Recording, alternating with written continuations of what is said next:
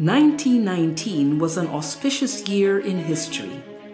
The First World War ended, ushering a drastic change in the world order. The Philippine Islands had been a U.S. territory for 2 decades and was promised independence under the Jones Law of 1916.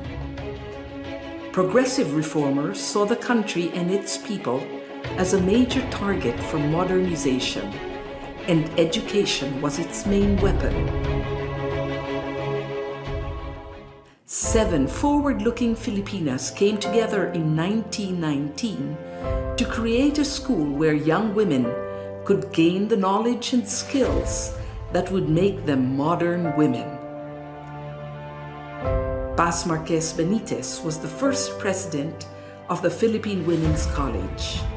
Jose Abad Santos was its first chairman of the Board of Trustees. Francisca Tirona Benitez was the second president, and with her husband Dean Conrado, guided the school from a house on A. Flores Street to its iconic Taft Avenue campus. In 1932, the college became a university, making PWU the first university for women in Asia founded by Asians. It provided a space where innovations in education flourished, and young people were encouraged to be the best that they could be.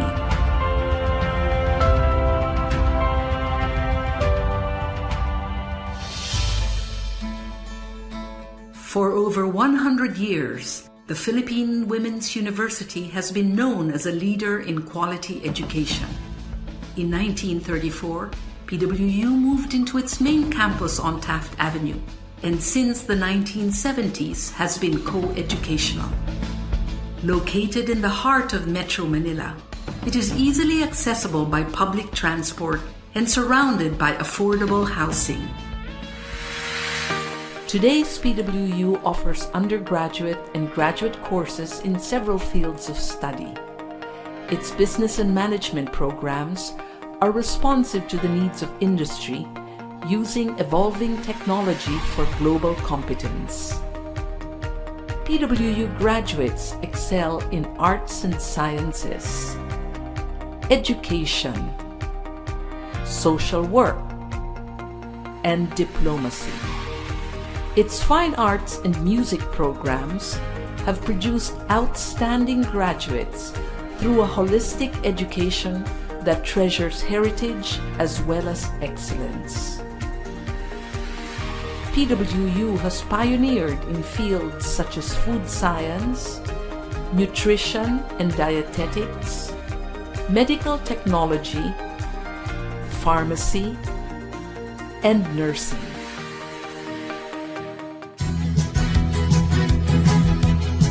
PWU continues to play an essential role in producing graduates who possess the skills that make them competitive in the country and anywhere in the world.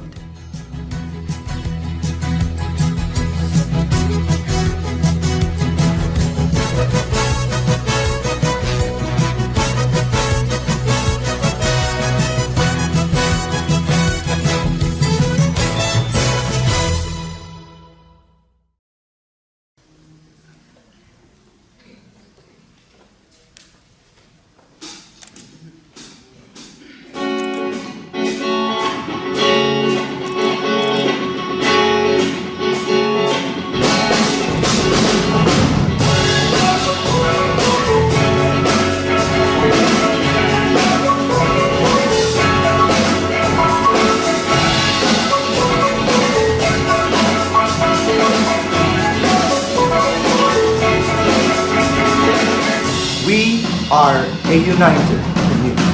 We may not be blood related, but we Patriots are one big family. Being part of the PWU community strengthens us. Through the years, we support each other through good times and bad times. We Patriots always have each other's back. It's a big honor to be part of a community that is open to the ideas of each other. drives us to excel and be the best version of ourselves. That's the standard of excellence that we Patriots strive for. I'm thankful that this community lets us be who we want to be. We thrive because we accept each other for who we are. And like a family, we treat each other equally. Actually, PWU gave us a home and helped us to be a patriot in society. We may have different individual drums and instruments, but we march with the same beat together as one united community. Do you want to march with our community of patriots?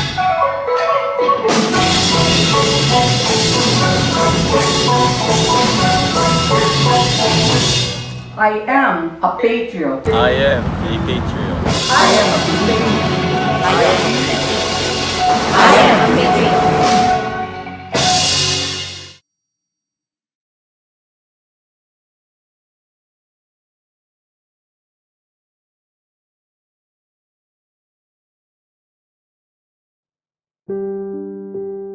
Dear God, we praise and thank you for the wonders of creation, of which we are part.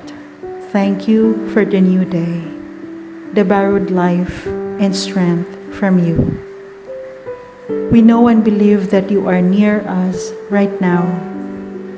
Keep us motivated to reconvene digitally, just so we can be one with each other while embracing continual learning. Call us into a deep trust in your steadfast presence. In this trying time, we turn to you. We may be tired and worn out by the pressures of the new way of living. We beg for healing and comfort to the suffering humanity. Give strength to our healthcare frontliners. We mourn for the precious lives of our dear friends and loved ones due to COVID-19, but we continue to believe and cling to your merciful love. Increase our faith in you, Lord. Keep us all in the warmth of your healing embrace as we entrust our wounded world. Inspire all of our government and church leaders to wisely discern and direct actions that are in the best interests of the common good. As we begin our webinar, guide our speakers and motivators and enlighten our participants so that we may all journey on your path of peace, love, and make us persevere to endure all life's challenges amidst this pandemic. This we pray in your most holy name. Amen.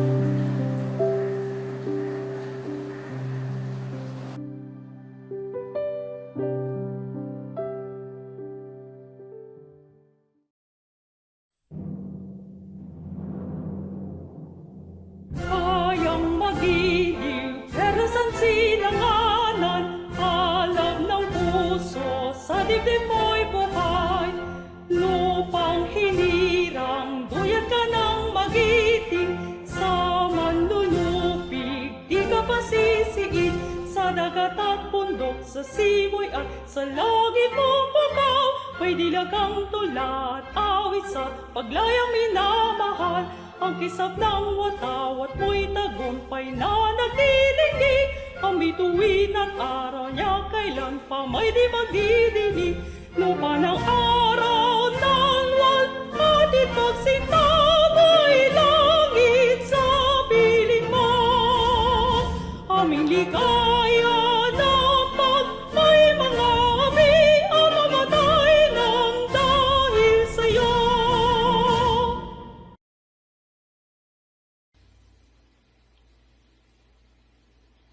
Good day, everyone. and welcome to our documentary entitled Resiliency, exploring the different phases of hospitality and tourism recovery from COVID-19 pandemic. To start off, let me introduce to you the Dean of School of Hospitality Management, Dr. Eframuel Jose Abellana, to give his opening message.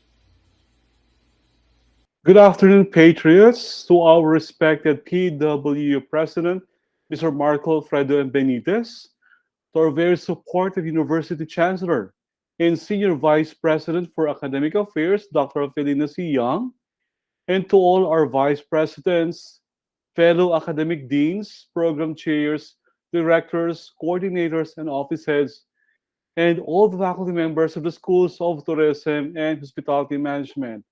I sincerely welcome all virtual attendees, the students, parents, and guests. To Dr. Cristina Calusa, the professor in charge of this course, DBMN 616, Advanced Entrepreneurial Management, and with the leadership of Irvin and his team, our future doctors in hospitality management in the year's time. Congratulations and indeed, good job.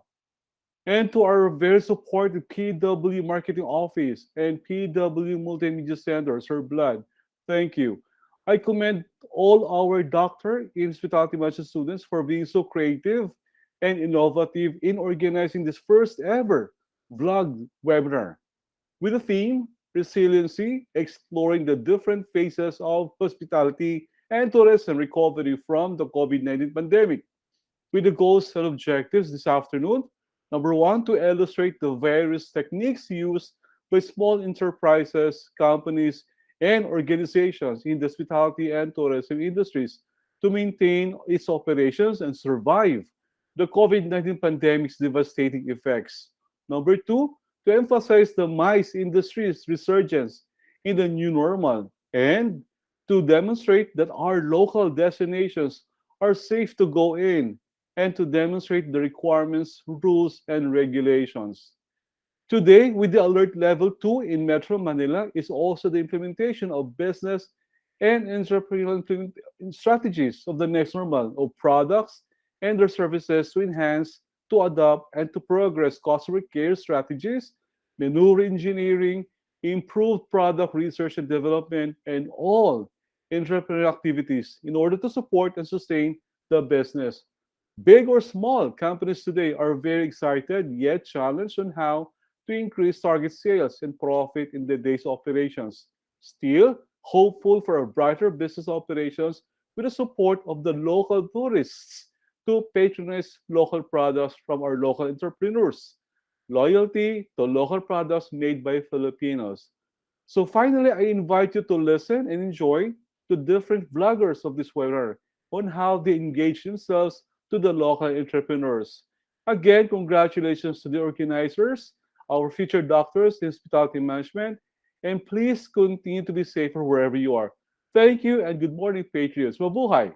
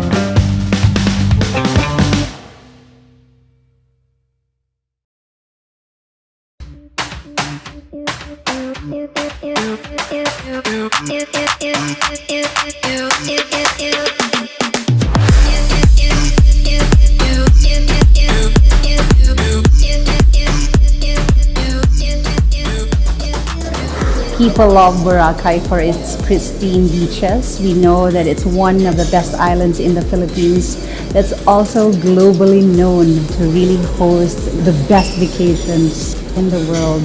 Boracay is more than ever ready to host MICE business. Apart from the sea, sand, and sun, it's the people, great food, and the family-friendly ambience of Boracay. Boracay is ready for MICE business, considering that the health and safety guidelines are already in place. I would describe MICE in Boracay to be safe, fun, and sustainable.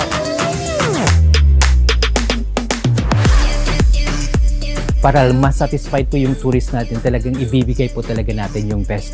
Excited na rin yung mga workers natin dito. Excited na rin sila to serve our tourists. Talagang in place na rin po and well-trained na rin yung mga tao natin pagdating sa health and safety protocols. You are welcome to visit Boracay now. Our terminals can accommodate thousands of passengers every day. Similar to other countries' way of exploring the whole island. Electric tricycle, electric jeepney, and vans are the main mode of transfers in the island of Boracay. Can you imagine having your conference in an island as beautiful as Boracay? A big experience for every attendee, for every organizer, as well as for every investor. Boracay has been one of the first destinations in the country awarded with the Safe Travel Stamp of the World Travel and Tourism Council, assuring guests that it's safe to stay here in the island. That's safety, sustainability, and smart tourism, all well covered.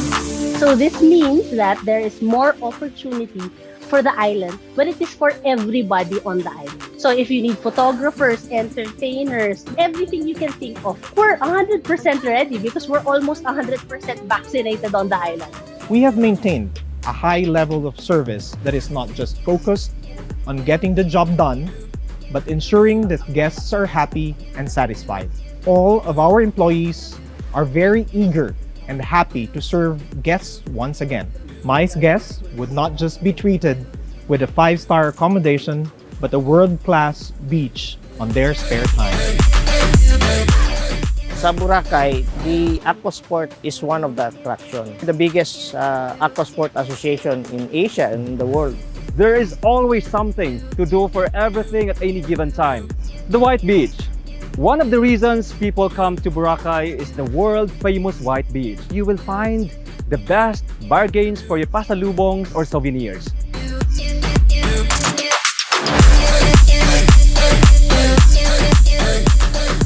Boracay is an island. The best activity that you can do is the island hopping activity. After a day's work, you can go around the island, jogging along the beach, taking a stroll going up to Mount Luho. You can enjoy the sunset by riding a yacht or choose a Parao sailboat to relax your mind, see the sunset, and enjoy the moment. Promote or to do cooking service in the island with different variations already, with different choices, with different selections. For you to be able to choose what particular food or dine-in establishments you would want to. You could experience a lot of parties, a lot of nightlives, a lot of events in the island.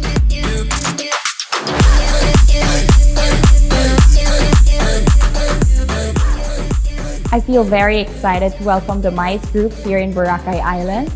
I am looking forward to a lot of creative breakthroughs with everybody I'm going to create genuine connections with here, and through it all, make breathtaking memories together.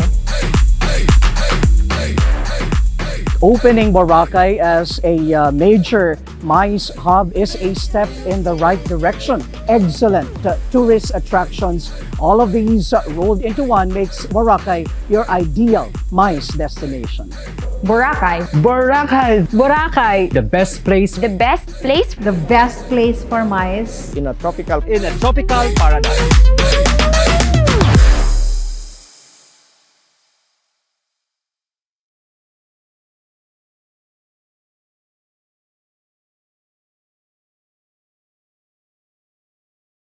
Okay, so hi Sir Mike, good afternoon. So thank you so much for accepting my invitation to be one of our contributor to the story that we are featuring. So this is all about the impact of the pandemic with the hotel operations and also its impact to the tourist arrival. Basically, you are located in Boracay, right? Yes, I am Irvin.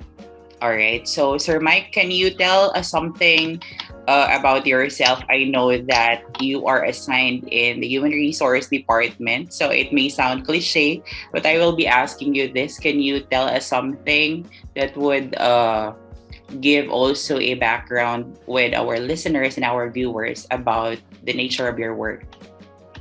Sure. So I'm Mikael Jasper Goles. I'm a human resources practitioner.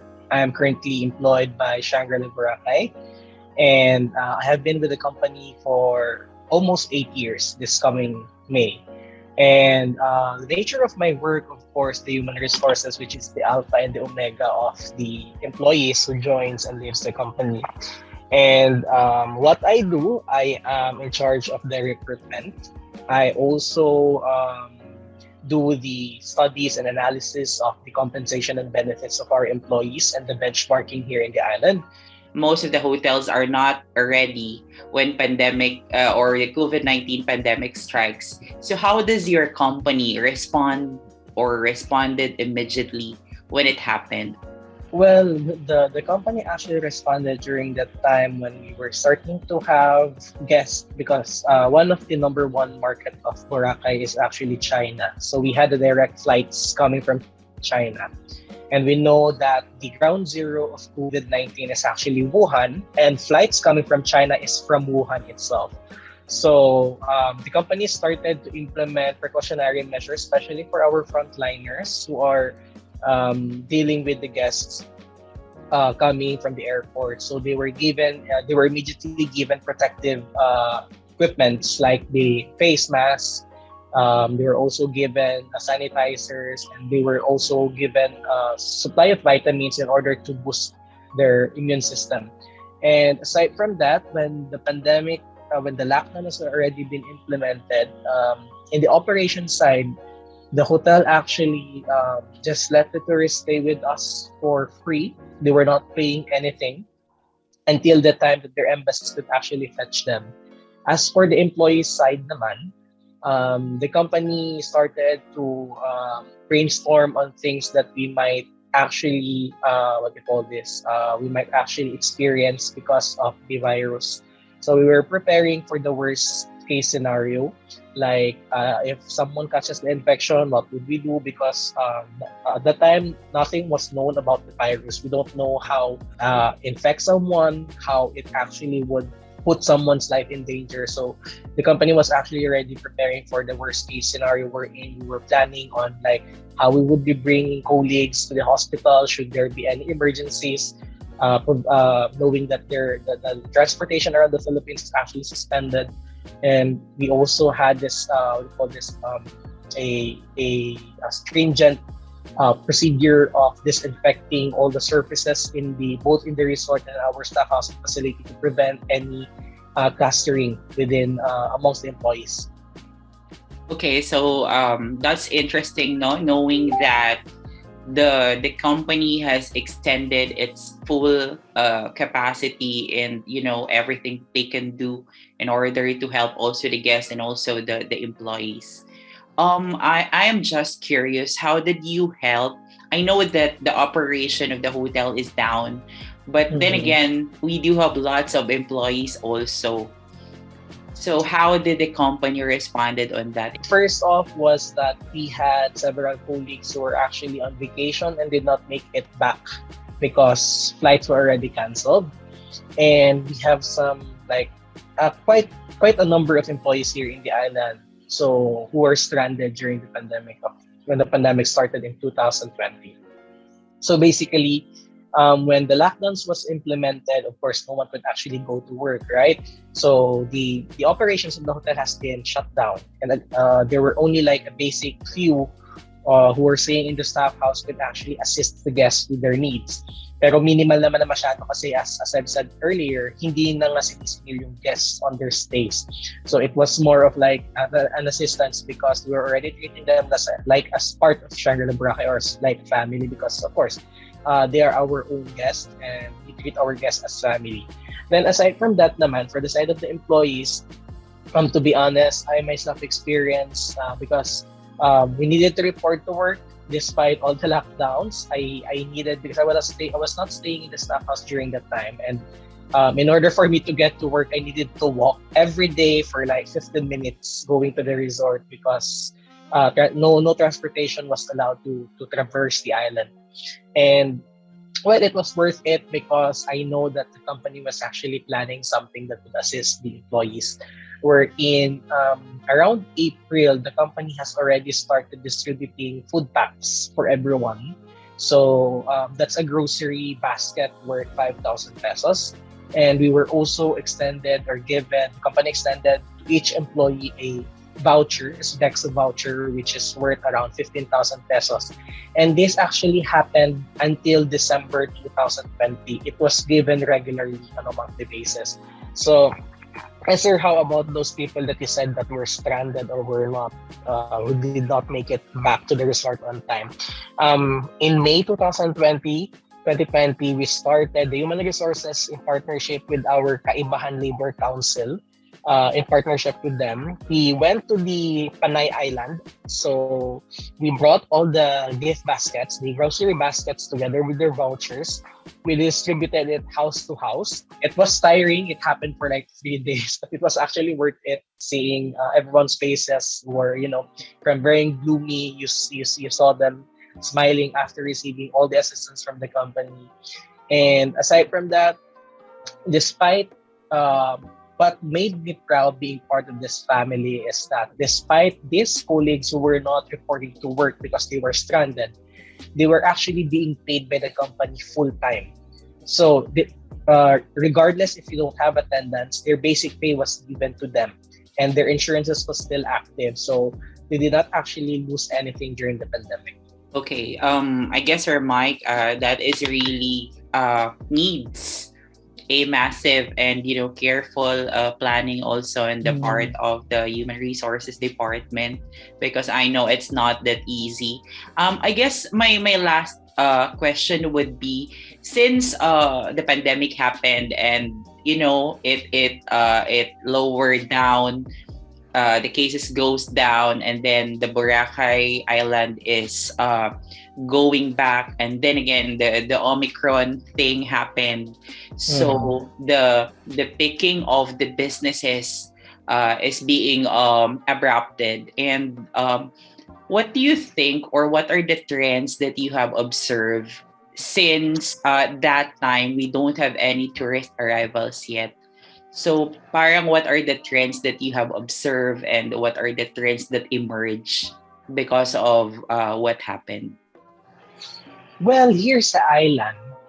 In my own observation, I started to see resorts doing takeaways or home deliveries. That's one. So we know that a lot of stories has been featured on television saying that there were people who just did their business from home and deliver it to their patrons, and they made a lot of money during the pandemic. So the resorts actually started doing that here in the island. So even our resort, we started to deliver our goods, our gourmets, to door to door on a daily basis. Then another is that unique services were offered. Okay, like for example, like when you do an event in the resort, it's always on the beach or and of course minsan sa garden. And paano na yung mga ballrooms, right? Like because of the pandemic, we cannot stay that long in the what they call this, in a closed space. So what happened was that we started to conduct this sunglasses at work. Because have you heard about conducting meetings, conventions for companies done in the beach rather than the ballrooms, right? So we started doing that here in Boracay, in Shangri-La, Boracay, wherein yung mga meetings and events ng mga companies is conducted outdoor. So in order for us to keep them safe, at the same time making it conducive for them, for their meetings, for their conventions. So, and at the same time safe sila because yun nga, hindi sila naka-enclose in a space. Then, ano ba? Of course, yung mga safety protocols that were actually recommended by the doctors and of course by the Philippine government has been followed. So you would see people wearing face masks. It's weird, right? Seeing people from tourism industry wearing face masks, face shields. It's kind of weird, but we got used to it. Other trends that started to emerge in the industry are one thing I saw is the flexibility sa human resources na side, the flexibility of the people. I myself in HR, of course, as I said, my job was in a full-time office, diba? However, when the pandemic struck, what we started in order to not to help the company with its financial side, we started to train people from different departments to learn the work of others.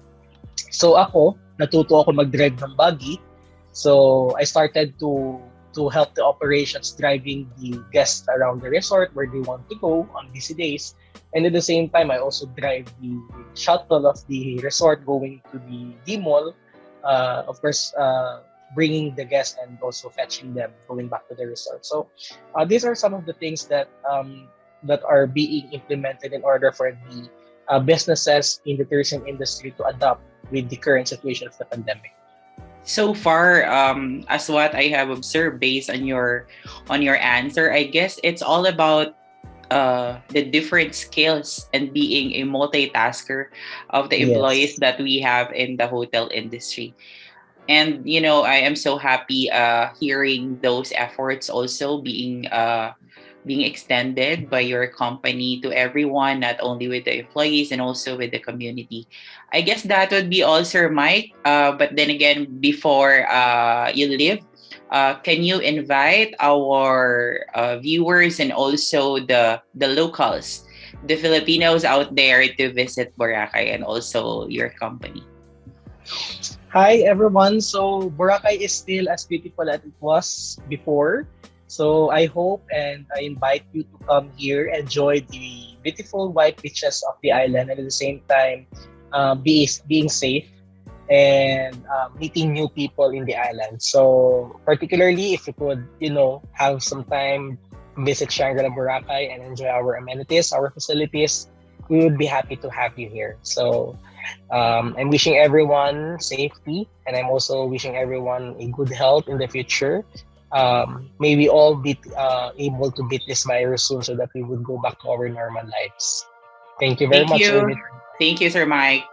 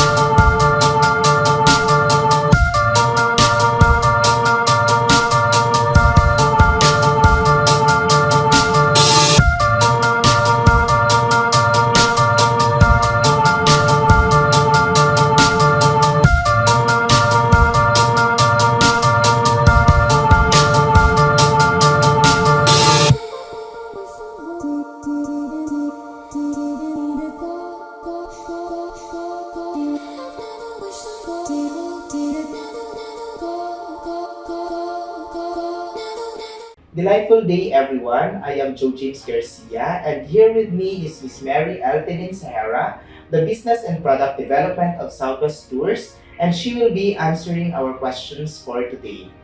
So to start with Miss Sahara, my first question is, what are the effects of pandemic to businesses?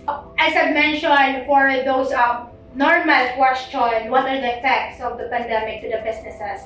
The most effective sector in the industry for the pandemic is the tourism sector. So as we know, in the tourism sector, the transportation is the most affected one. It's because during the pandemic, so way back March 2019, and it's the start of the summer, especially in the island of Boracay. So we have a lot of expected tourist arrivals during those times. But unfortunately, COVID-19 comes. So some of the businesses like in the transportation sector purchases vehicles, purchases some of the requirements for the transportation, having the mindset that the tourist arrivals will increase. So unfortunately, after the pandemic or the pre-pandemic time, way back 2019, some of the businesses in the tourism sector have losses. Some are filed bankruptcy because of the loss of tourism arrivals. So that's the bloodline when it comes to tourism industry. But unfortunately, some of the employees as well has been retrenched, has been forced leave, some of their salaries has been cut off. So I think that's the most common effects of the pandemic in the tourism industry. So that's so sad to hear. Yes, of course. So my second question will be, you as a worker or as the employee, how will you cope up, or what is your coping strategy to businesses?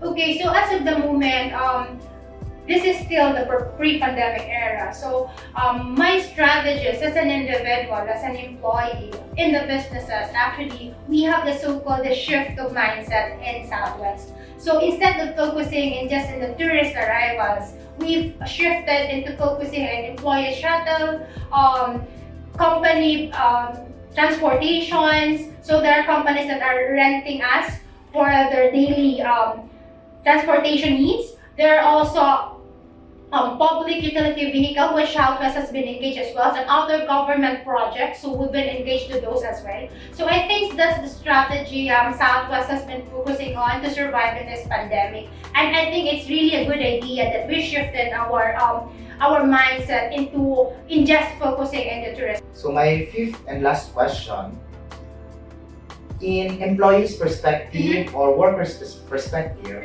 how do you cope up and survive despite of COVID-19 pandemic?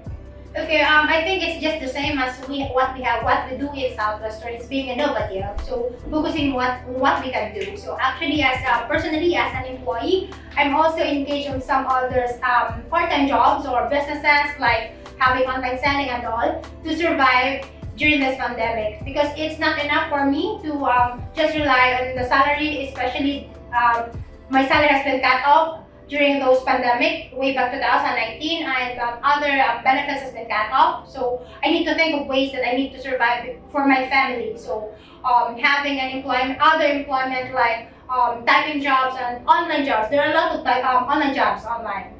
So thank you for that. And actually, this is not a question. This is actually my last, or I would like to ask you a message to our people or to our employees who are also struggling right now, still struggling right now, or for the people who actually struggle during the pandemic. So what will be your message to them? Okay, thank you so much for that question. Actually, I've been asked a lot about message, what I can tell to those fresh graduates in the tourism industry as well as for those affected employees in the tourism industry. So what I can tell them, be positive. Positive in a way of being innovative, not a positive way for the pandemic, okay? So because if you stuck in those negative thoughts, what the pandemic can bring us, what the pandemic will do to you, then you're stuck in there. But if you focus on the positive side, that right now there's a lot of virtual or online work, which is you can have the work from home setup. There's a lot of opportunities as well. So you don't need to be stuck on those mindset that it's still pandemic, I have nothing to do,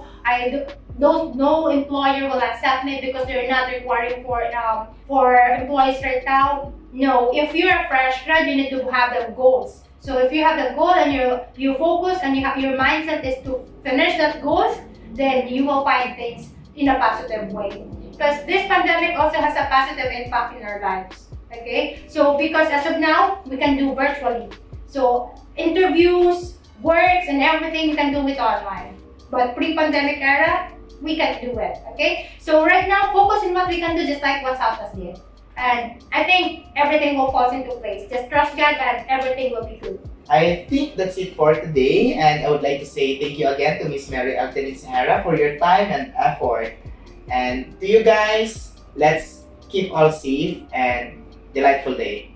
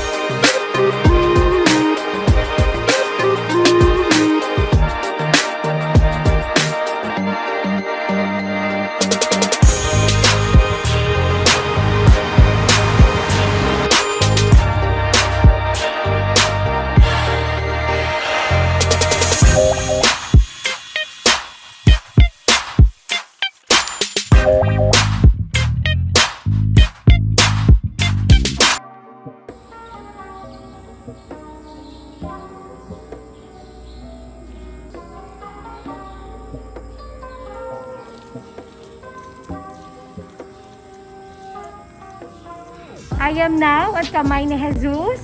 This is one of the popular healing church in Lukban, Quezon. So you can see here, we have more than 375 steps. So this one is the healing church where our Reverend Father Falier. He is one of the healing priests in Lukban, Quezon. So we are here now at Kamay ni Jesus, and look at my classmates.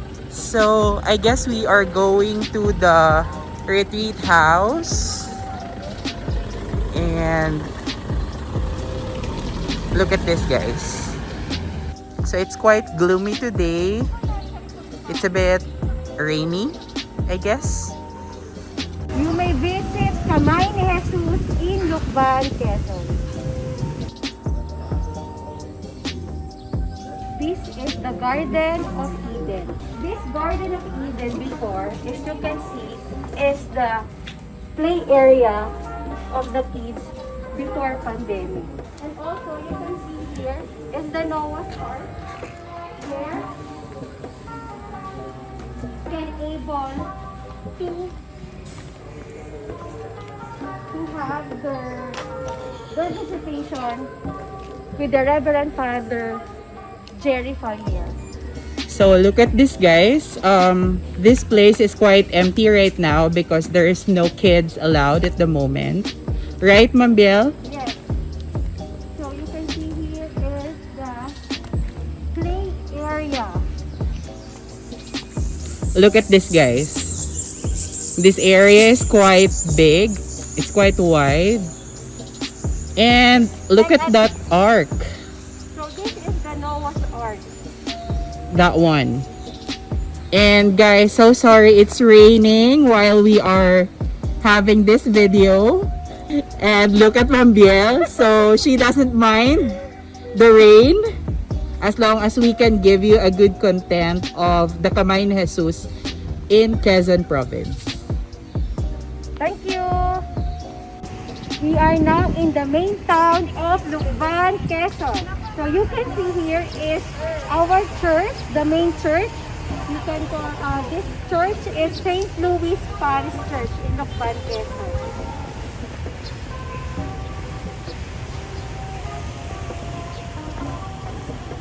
So this church of Lukban built in 1595. So was renewed in 1629. The second church was constructed between 1630 and 1640, but was seriously damaged by fire in 1733. So the present church was completed in 1738 and the convent in 1743 in Lukban, Quezon.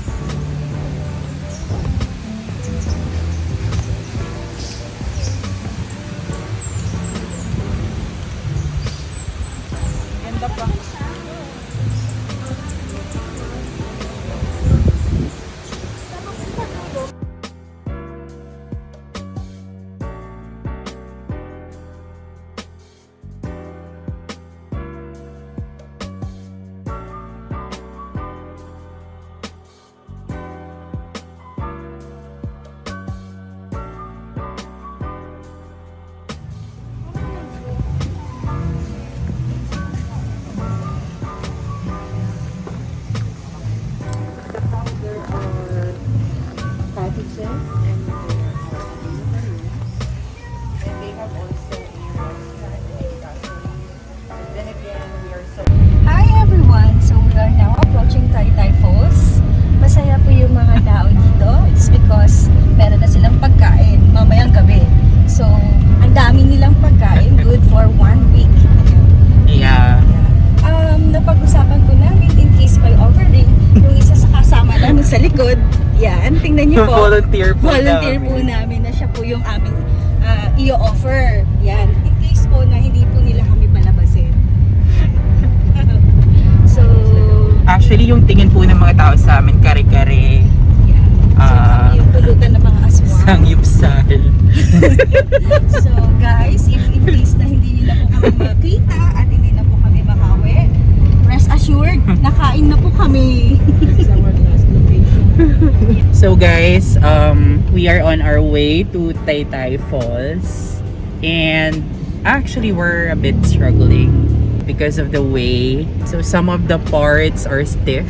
But then again, for the sake of this subject, we need to conquer our fear and explore some unexplored and underrated tourist destinations here in Quezon Province. So we are very excited to see the Taytay Falls and, you know, that view. So somehow we are the only people going there. We are hoping that we can get nice shots for you guys. Actually, there is a jeepney. So I assume the mode of transportation here is via jeepney. There is the kabayo. Actually guys, we are here at a room for rent, I guess. And the rental here is quite cheap. So it's 120 pesos per pax. And that's reasonable enough, I guess. And we can see a horse. Oh my god. Hello, Ma'am Sheila. Hi! Excited na kami. So, ma'am, may mga ano naman dito, no? Like, may mga accommodations naman. Yes, oo. But then again, according to Kuya, na nagbabantay doon kanina, it has been affected drastically. So, wala silang tourist arrival for 2 years already. Even yung mga vegetable sellers nila, kasi one of their primary source of income din, yung crops. Yeah, so sad. So guys, if you have time to visit Taytay Falls, located in Mahayhay, Laguna. Okay. Okay, so start na po kami.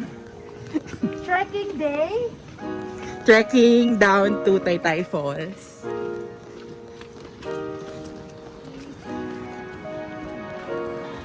Ano, babe? Siguro nga ba nung ano ito? So guys, it's not that far. Konting lakad lang naman. Maganda lang nga. And look, it has also Mount Banahaw protected landscapes. So yeah, that's by the DNR. So which way are we going? So Miss Biel is our classmate from here. So she's our tour guide for today. Ma'am Biel, where are we going? Our very sexy classmate. And ayan po yung iba. We have Ma'am Mary and Ma'am Sheila from behind. They are very strict here in terms of your garbage disposals. So you can see garbage bins everywhere. Alright, so they have lots of signages like ipinagbabawal ang vandalismo and some other reminders.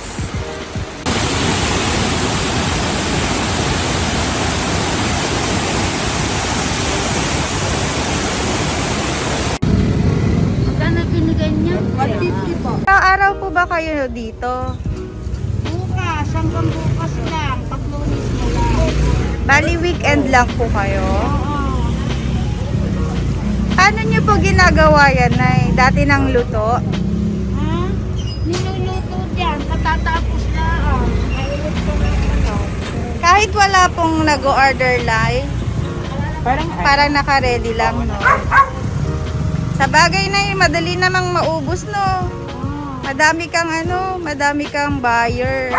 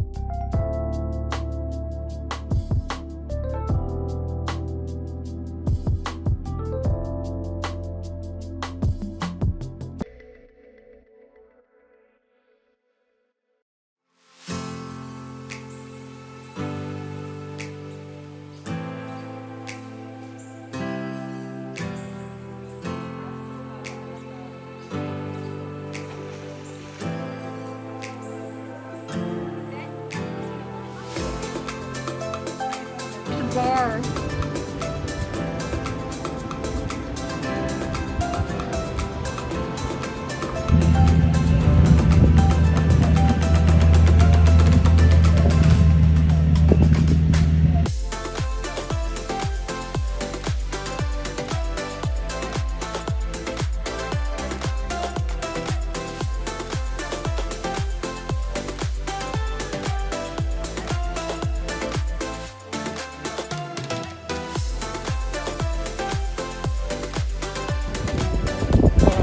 Lunch. Kakain ka dun sa dulo. So, here's our food. Nakakaingit naman kung saan ang ganda ng preparasyon ko, kung naiwan ang cellphone ko. May point din kasi sana to sa ano namin, sa bus namin.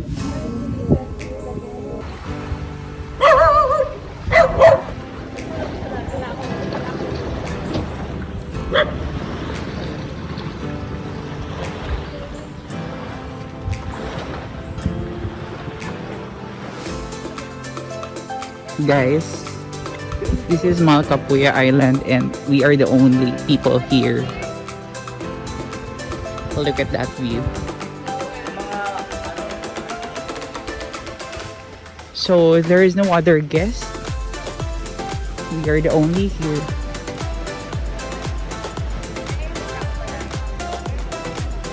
Look at that.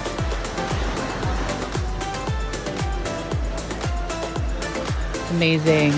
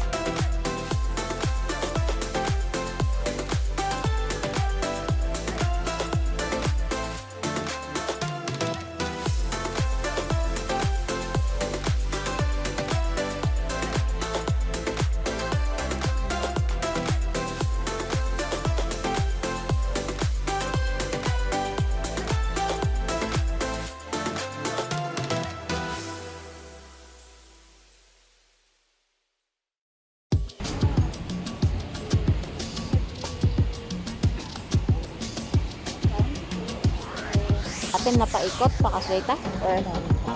Kaya naharang-harang mo.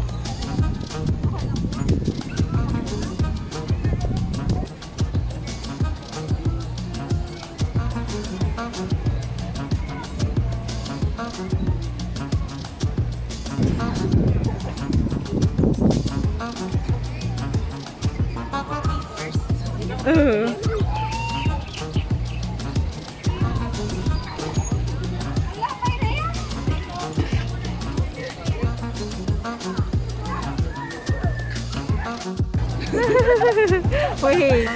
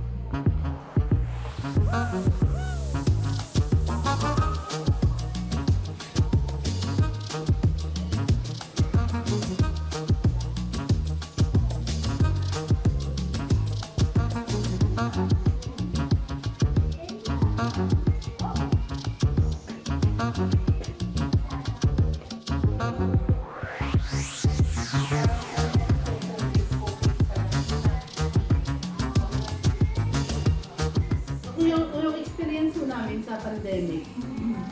Actually, ito ang isang company na hindi naman nagsara. For one is, marami kaming mga out of stock sa aming display area right before pandemic kasi marami kaming order kami gumagawa ng mga UP supplies. At saka maraming order, hindi naman kami machine. So, ibig sabihin, kung hindi kami magdadagdag ng order namin, hindi kami makagawa ng iba pa gaya ng mga stock namin. So, right after pandemic na ganun, na-cancel lahat yung mga order namin. Wala namang face-to-face, wala namang graduate. Although may mga order kami pero kunti na lang. Pero ginawa namin, na-full blast pa rin kami para ma-fill up namin yung yun ang reason. So when it comes po sa ating mga employees, wala naman pa kayo. Alis. Nadagdagan pa. Hindi naman. Hindi na kami nagdagdag doon. Bali, ang main client niyo po is local or may mga May foreign? mga kami kasi since the beginning of time naman, may mga customer naman kami na Parang significant, ano po ba, or decrease on your sales nung pumasok yung Sobra, siyempre sobra. Nawala yung order namin. Nawala yung mga katurista na bumibili. Sino mga customer namin? Almost talagang zero.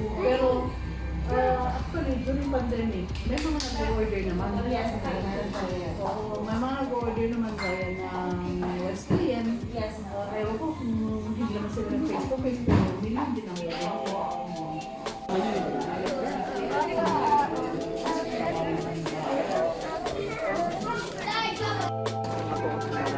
Kamihan.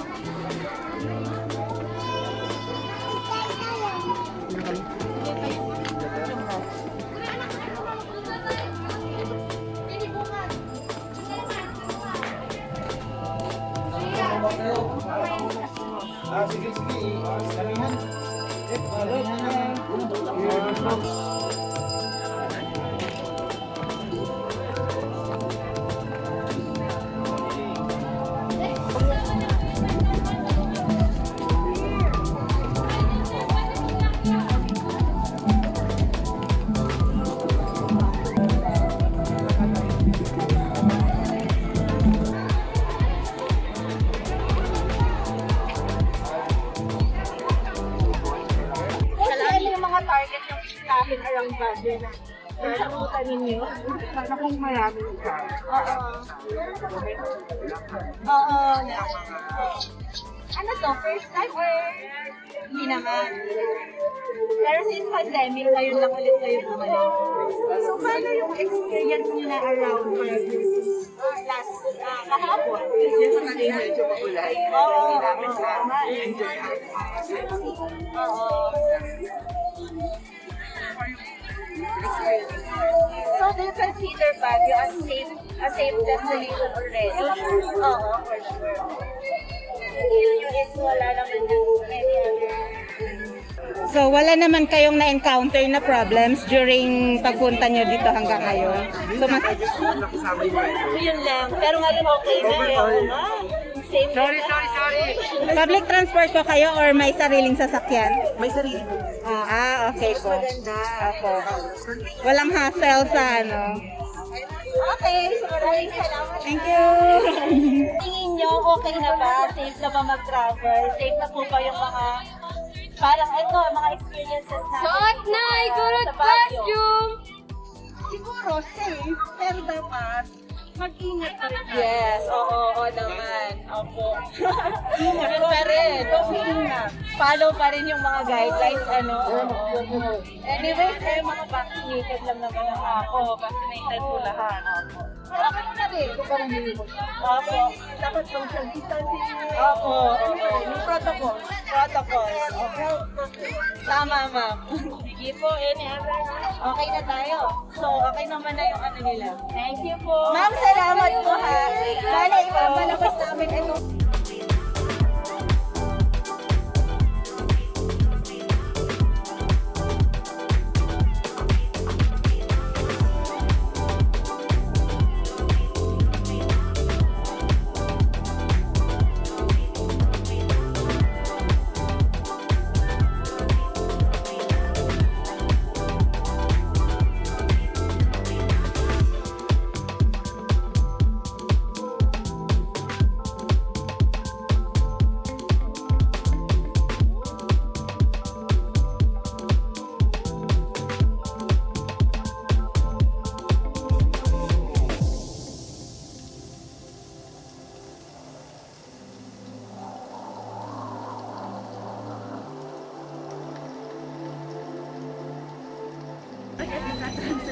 Pwede naman i-ano.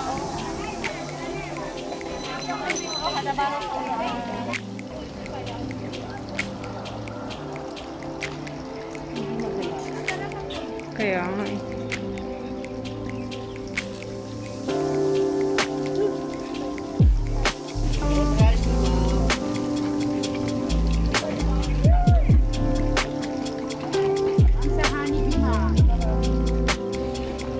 Yan, rinig na rinig pala.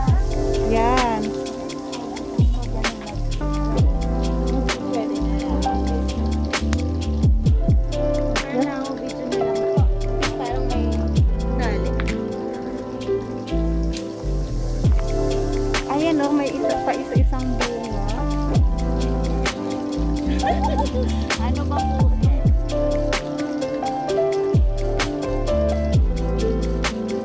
Diyan sa may gulayan. Bili na ba kayo, ma?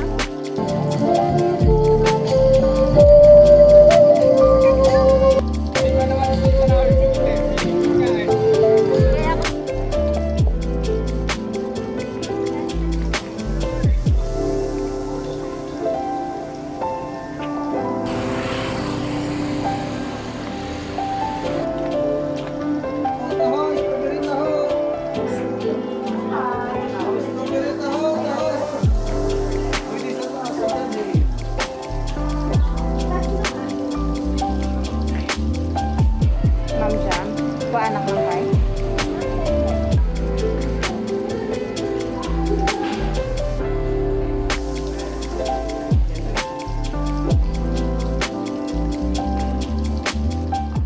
Visitor of Baguio. So, can you compare yung experience mo before the pandemic and now na nagre-recover na ang tourism industry ng Baguio? Ano yung main difference siguro na napansin mo? Crowd. Definitely crowd. Pero, Nag-lessen ngayon? oo, kasi minimize? minimize. Still? And I must enjoy ngayon. Ngayon, Actually, kasi whenever you go, hindi siya crowded. Ma-appreciate mo yung Baguio. Yes. So, yung Burnham dati hindi mo ma-appreciate. Correct. Ma-appreciate mo kasi ang continental. Ngayon marami ng spaces. Oo, space. Parang Hindi na po every na tourist spot dati, talagang sobrang crowded. Parang tao Hindi ang mo na makikita masyadong mo. na-enjoy yung time mo. Totoo And yun. because of pandemic, Baguio recovered not tourism, sa tourism aspect, but Yes. more on dun sa lugar mismo, parang na-enhance yung lugar, mas Maraming bagong offering ang Baguio ngayon. yeah, and yung punta nga kami in fact, bagong sanctuary, Yes, oo. pwedeng bago yung Igorot, Kingdom dito, di ba? kabila. So, sa Yes, kabila, oo, bago pa yan. those are the things. Si ma'am, tanungin natin, how is your Kasi experience, ma'am? first timer to eh. experience mo hindi pa post-pandemic ito eh, medyo pandemic pa rin. So, kamusta ang experience mo, ma'am? Sa akin parang mas oo. Yes. Wala na masyadong traffic. Mahirapan kasi nun, di ba? Taxi ka lang, especially wala tayo talagang mga public transport.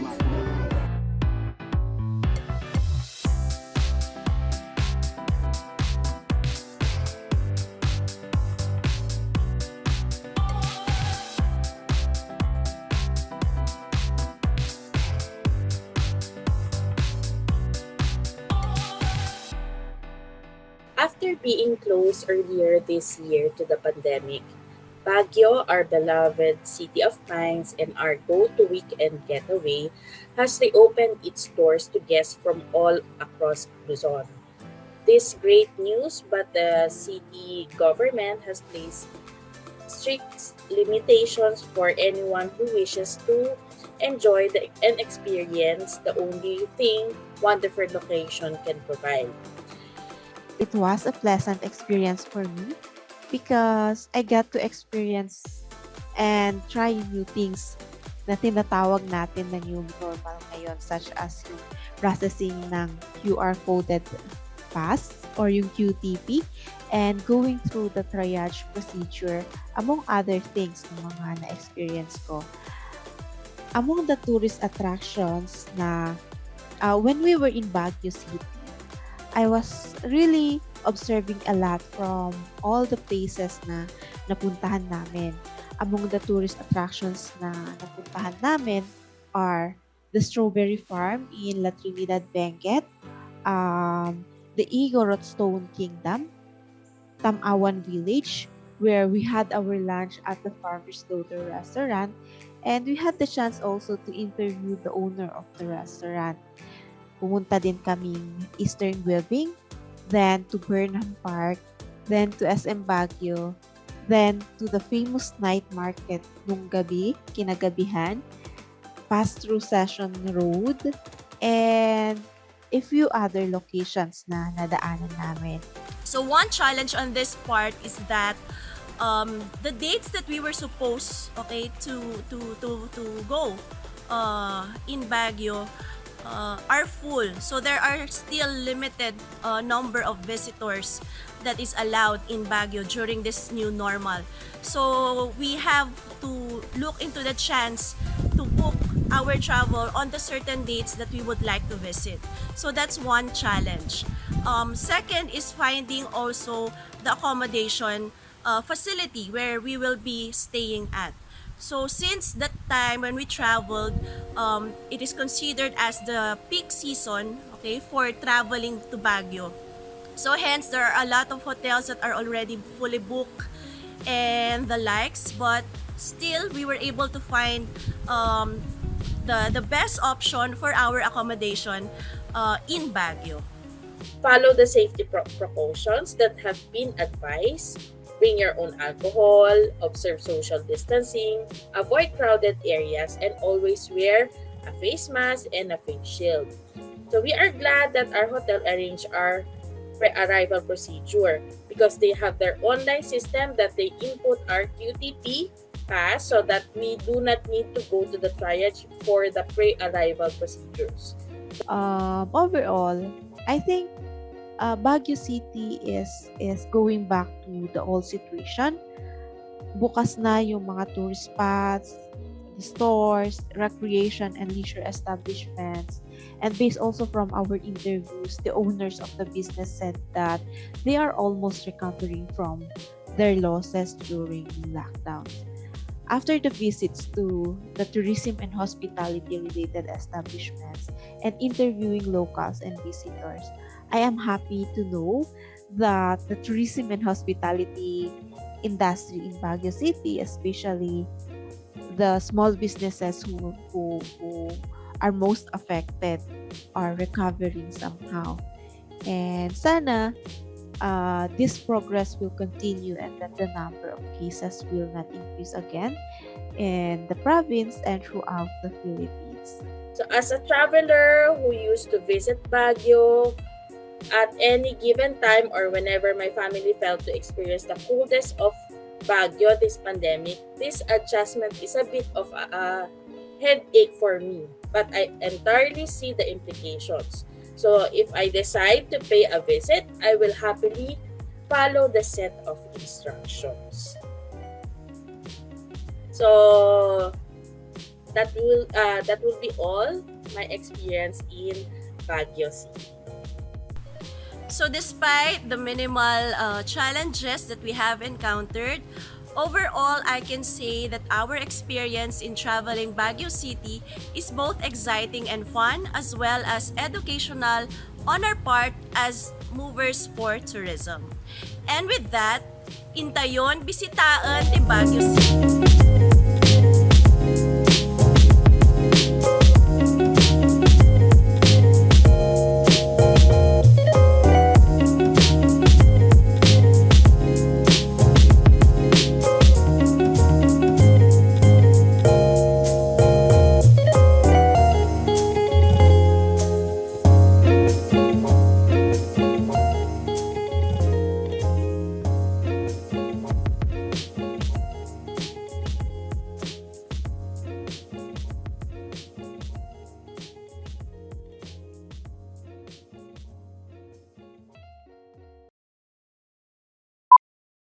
Welcome to Sanctuary Garden Resort here in Barangay Tampayan, Magdiwang Romblon.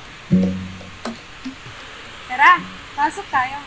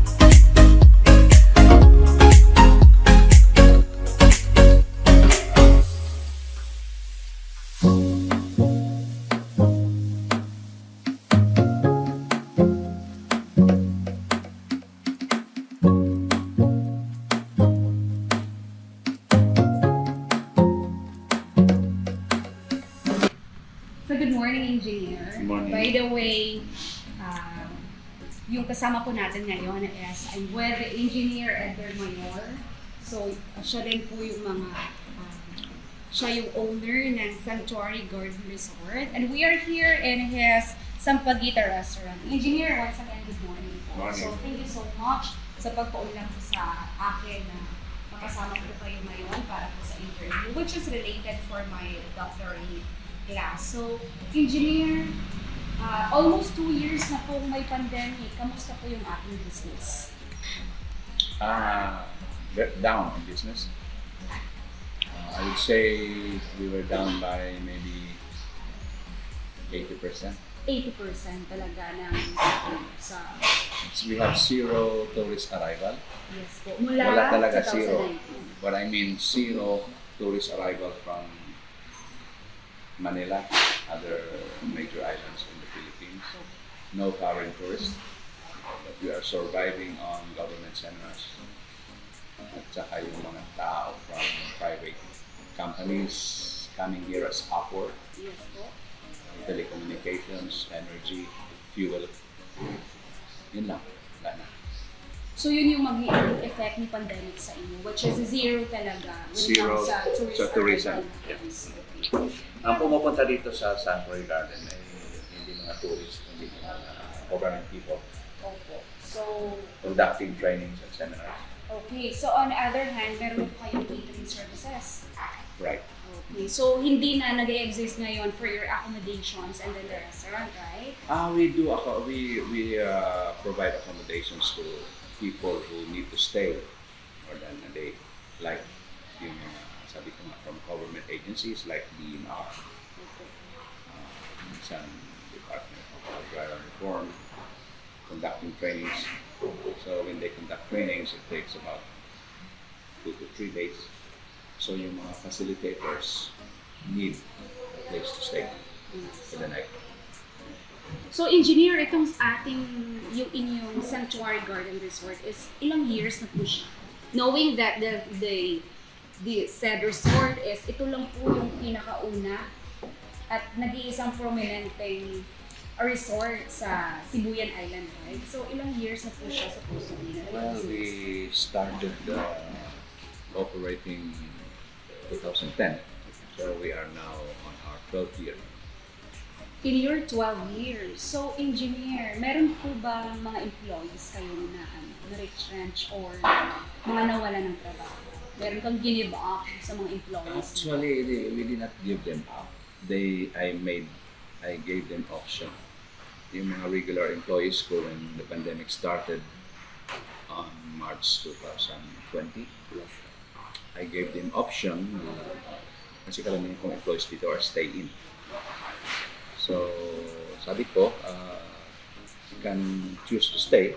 I will continue to give you salary kahit walang tourist. But I need somebody to take care of the gardens. So instead of letting you go and hiring people to maintain the garden, I give you option to do it yourself, to offer it to you to tend the garden instead of hiring other people. So, and they choose to do that. So Kasi good thing. ayaw ko naman kasing tanggalin sila. Kasi may pandemic wala, I have to take care of the garden. So yung mga tao sa restaurant and the hotel, kung pakakawalan ko, at mag-hire din naman ako ng gardeners, I gave them the offer to do that. Eh, payag naman sila. But with same po na amount ng kanilang wage. Yes. Swerte ng iyong mga employees, engineer. As long as we can keep our heads above water, it's okay. Kahit walang kikitain, basta we can keep up with the salary, their food, okay lang. So, paano po ninyo na-cope up yung mga strategies kasi may mga pandemic tayo? Ano yung mga strategy ninyo para na-cope up po yun? You mean marketing side? Yung marketing side. Well, I keep on getting in touch with the government people, offering them aids for seminars. also we provided during the pandemic some private events like birthday, isang kasal. Kaya lang, very limited yung number of guests. Dati, we can cope up with 200 guests. Ngayon, pag kasal, limited sila sa mga 30, 20 people. So that's how we do that. So, hindi ka na po tumatanggap ngayon ng mga volume packs. Like for example, kagaya ng sinabi mo kanina is, if before mga 200 packs ang ina-accommodate ng inyong sanctuary during this resort sa mga special events. So ngayon po is may limited na mga number of packs. Yes, we can accept private events like weddings as long as they coordinate with our local IADF, with the LGU. Bigyan sila ng clearance and then the LGU sets up the maximum number of guests. And then we see to it has to be followed. So yun yung mga IATF protocols na which limited, is limited to satisfy or to cope up with the protocols, social distancing. Yeah. So how about engineer ng kasagsagan ng pandemic natin? You allow your employees to go out with your premises after nilang magtrabaho or you just let No, that is one of the conditions. Okay. If you accept my offer to stay, keep receiving your salary, but tend the garden, nobody will go out. Bawal. Otherwise, when you go out, hindi ka na makabalik. So that was before. That was before during the year 2020. Yung first year ng pandemic. So, tinanggap naman ng employees. Oo, kasi maswerte nga sila dahil safe sila yun. Kisa lumabas sila sa bahay, pag-uwi nila ng bahay, kasama ng nanay nila, kapatid, mga sampo sila sa isang bahay. Mas safe sila kasi meron silang sariling quarters. And then, the accommodation, the food, the shelter. Libre sila, kuryente. As long as they keep the surroundings clean, sila ang nagdidilig ng halaman, nagwawalis araw-araw, kasi maraming puno, maraming dahon na nalagyan. So based sa pandemic, we all know na si tourism talaga po, engineer, yung natamaan, especially yung mga kagaya nito ng mga tourism sector sa akin, which is you're offering for the food and beverages and then the accommodation plus the special events na nag-cater po kayo. In 12 years, engineer, ano po yung na-realize ninyo? Na-foresee niyo po ba na magkaroon ng ganitong klaseng challenges? Kasi napakalaking challenge po ito sa inyo eh. Well, actually, I did not. What I foresee when I started this business is booming Cebu. Kasi when I started 2010, kulang talaga ang hotel. I mean, hindi kulang. Wala talaga ang hotel dito na matino. So, while the government are preparing for some tourism packages like declaring the Mount Kiting-Kiting as a protected area, and then pumasok pa yung ABS-CBN Foundation with Gina Lopez, then promoting eco-tourism, doon ko nakita at walang pupuntahan ang Sibuyan but to go out. Kasi Sibuyan, for me, is one of the last frontier. Karamihang mga maliliit na isla sa Pilipinas, halos developed na. Pero Sibuyan is not. So there's no way to go down but to go out. And naramdaman ko yun noong 2016, 2017, 18. Pataas talaga yung sales. At noong 2018, 19, umuso yung mga local tourism, yung mga vlogging. Ang daming mga groups of people like from company na instead of going to develop places like Boracay, pupunta sila ng Siargao, what they do is they try to find undiscovered places like Sibuyan, and then they make it appear, kami una dito niya, hindi niyo pa alam ito. We are here in Sibuyan. Oh, where is that? Umuso yun. So, I provided them a package tour. Kaya doon ko naramdaman, paakyat talaga ang Sibuyan, ang Kiting-Kiting, ang Sibuyan Island. Na-develop talaga. So, yun nga, the peak of our business was 2019. Pero paano nyo naman engineer nalaman yung mga terminology sa tourism, just like the itineraries, mga kagaya nito, mga kung paano yung mga standardization? Kasi you're an engineer and then wala po sa line mo yung That's very easy. Kasi sa internet, saka mga binibigay na may mga government support na to the Department of Tourism. Dito sa Magdiwang. Buong Cebu yan. Buong Cebu. Actually. Okay. So, Dati, parati dito ang Department of Tourism, extending their support, marketing, accreditation. so na-accredit na si Right. Sanctuary. Kaya lang, because of pandemic, hindi kami naka-renew, but I have already submitted our credentials for renewal. Okay. So, ano yung realization natin, engineer? Ano yung mga positive and negative na naisip niyo during sa pandemic? Between your business and then yung employees mo?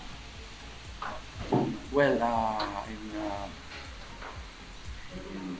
maintaining your business, of course, during the good old days, yung mga masasayang araw, kasi kasama mo ang tao mo. Plus the sales.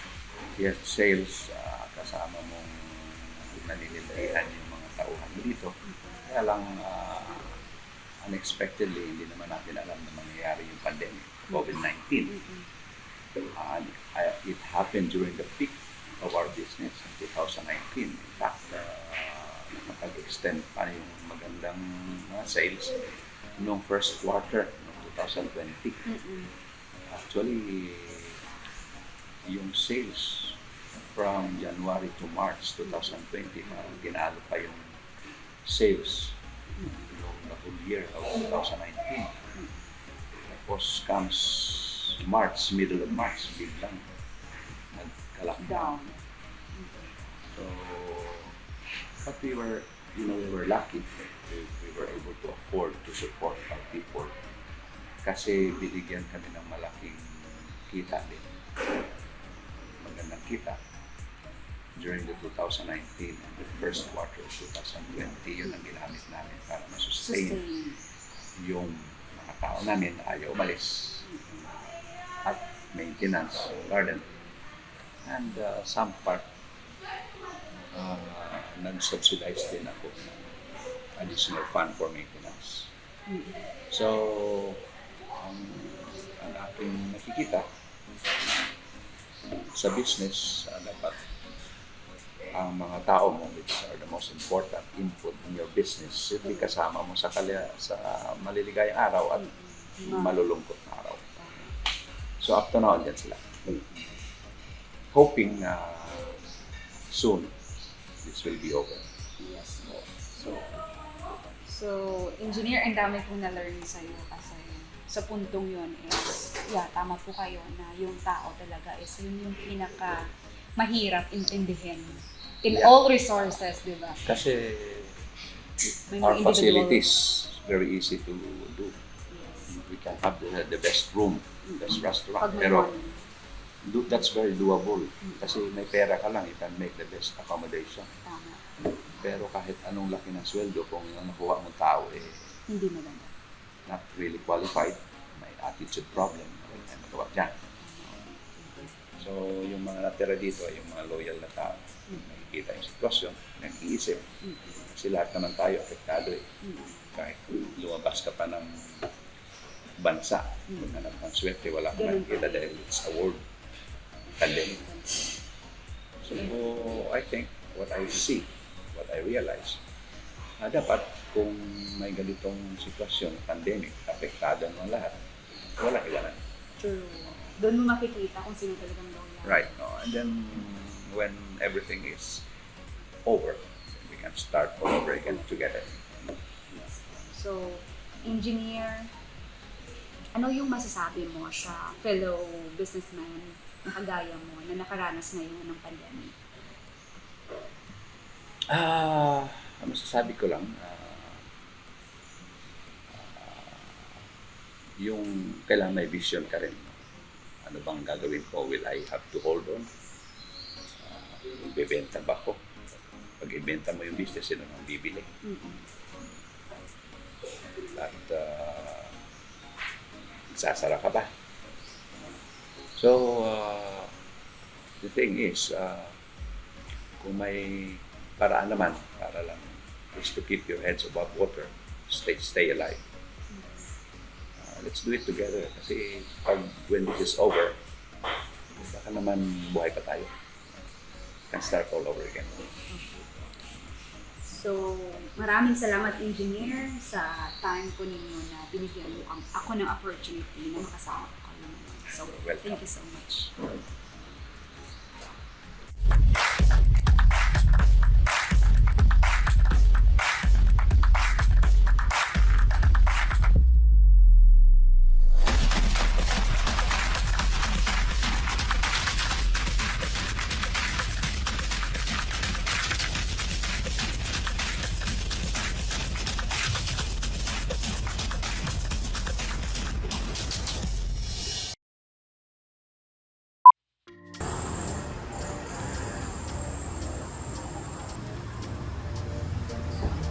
Hi, good afternoon, Lawrence.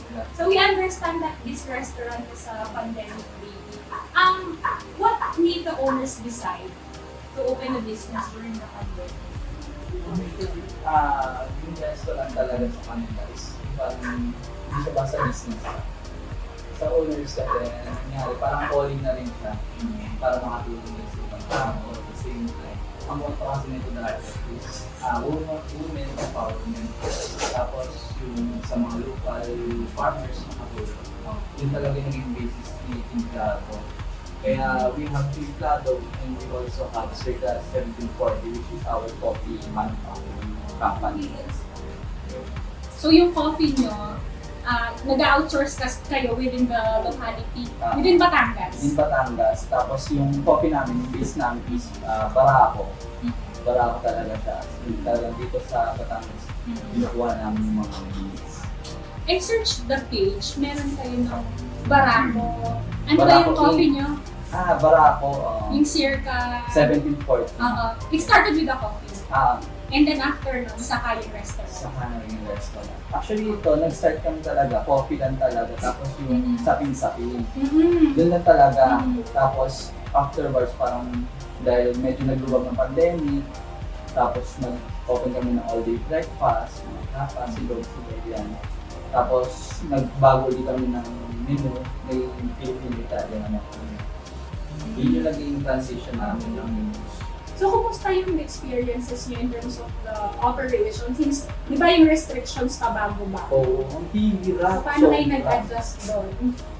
Talagang players lang din. Tapos learning from failures. Oo, ang hirap kasi gawa ko minsan. Ang dami namin yung transaction for the day nung mga wala pang pandemic. Tapos nung nag-declare na sila ng lockdown, biglang yung transaction count namin. So, on and off yung tao, ang nangyayari, ang struggle namin is sana lagi kami meron stock, pero lagi naman wala yung tao. So, ang ginawa na lang ng mindset, dapat lagi kami kahit pa paano meron kahit 3 pirasong chicken, 3 pirasong fish. Oo, kasi kahit nakakahiya din naman na restaurant kami, tapos wala kami may benta. So, yun yung naging mindset namin. So, hindi kami talaga yung tipo nagtatambak na mga ibang restaurant na ang on hand nasa 100 lagi. Kami, as in, less than 10. Pero sir, ilan kayo dati? Bago 2019, bago tayo mag-pandemic? Di ba March yun? Nag-start ako dito, na-handle ko sila, 3 lang sila dito. So, ako yung naging 4, tapos nag-hire ulit ako ng isa pang chef. So, yung 5 kami. Umabot kami ng 6 actually. Dami. Pero right now, ang nakikita niya 3 na lang kami. Tapos siguro maximum po mga 4. Kakatulog pa si Mang Bet. Si Mang Bet is minsan na lang kasi siya yung words. More than paper words talaga. Kinuha ko rin siya for words naman. Kasi ako more on dito sa store siya, more on sa mga expenses, resibo.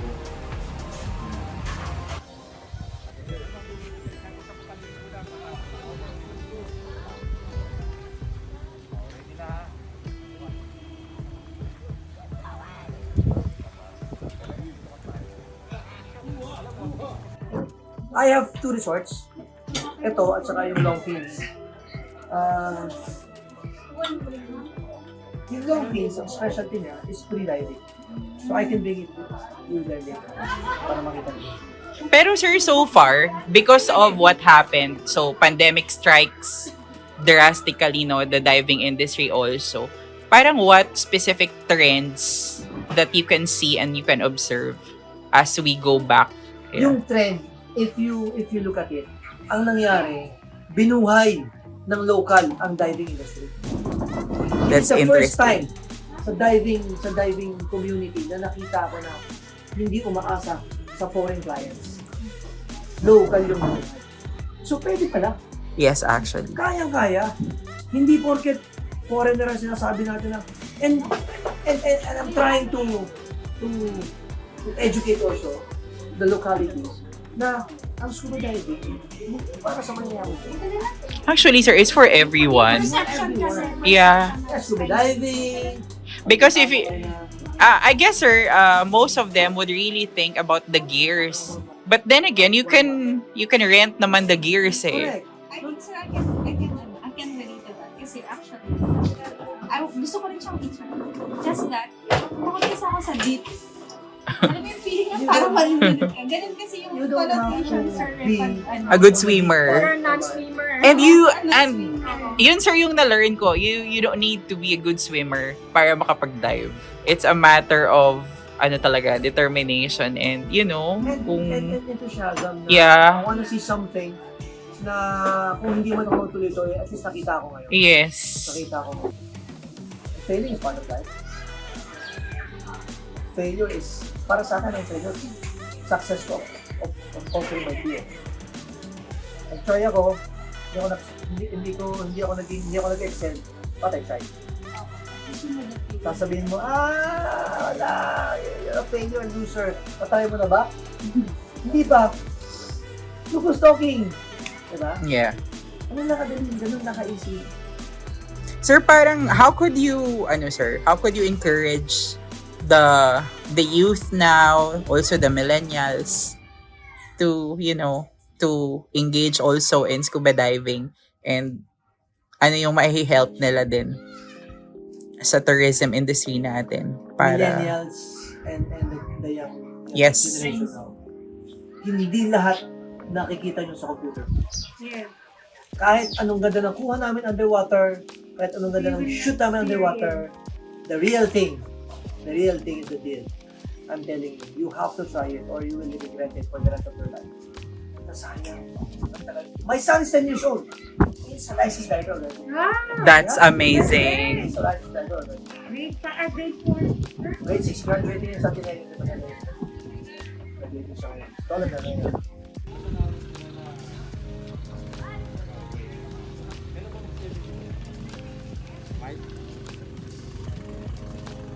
Market 50.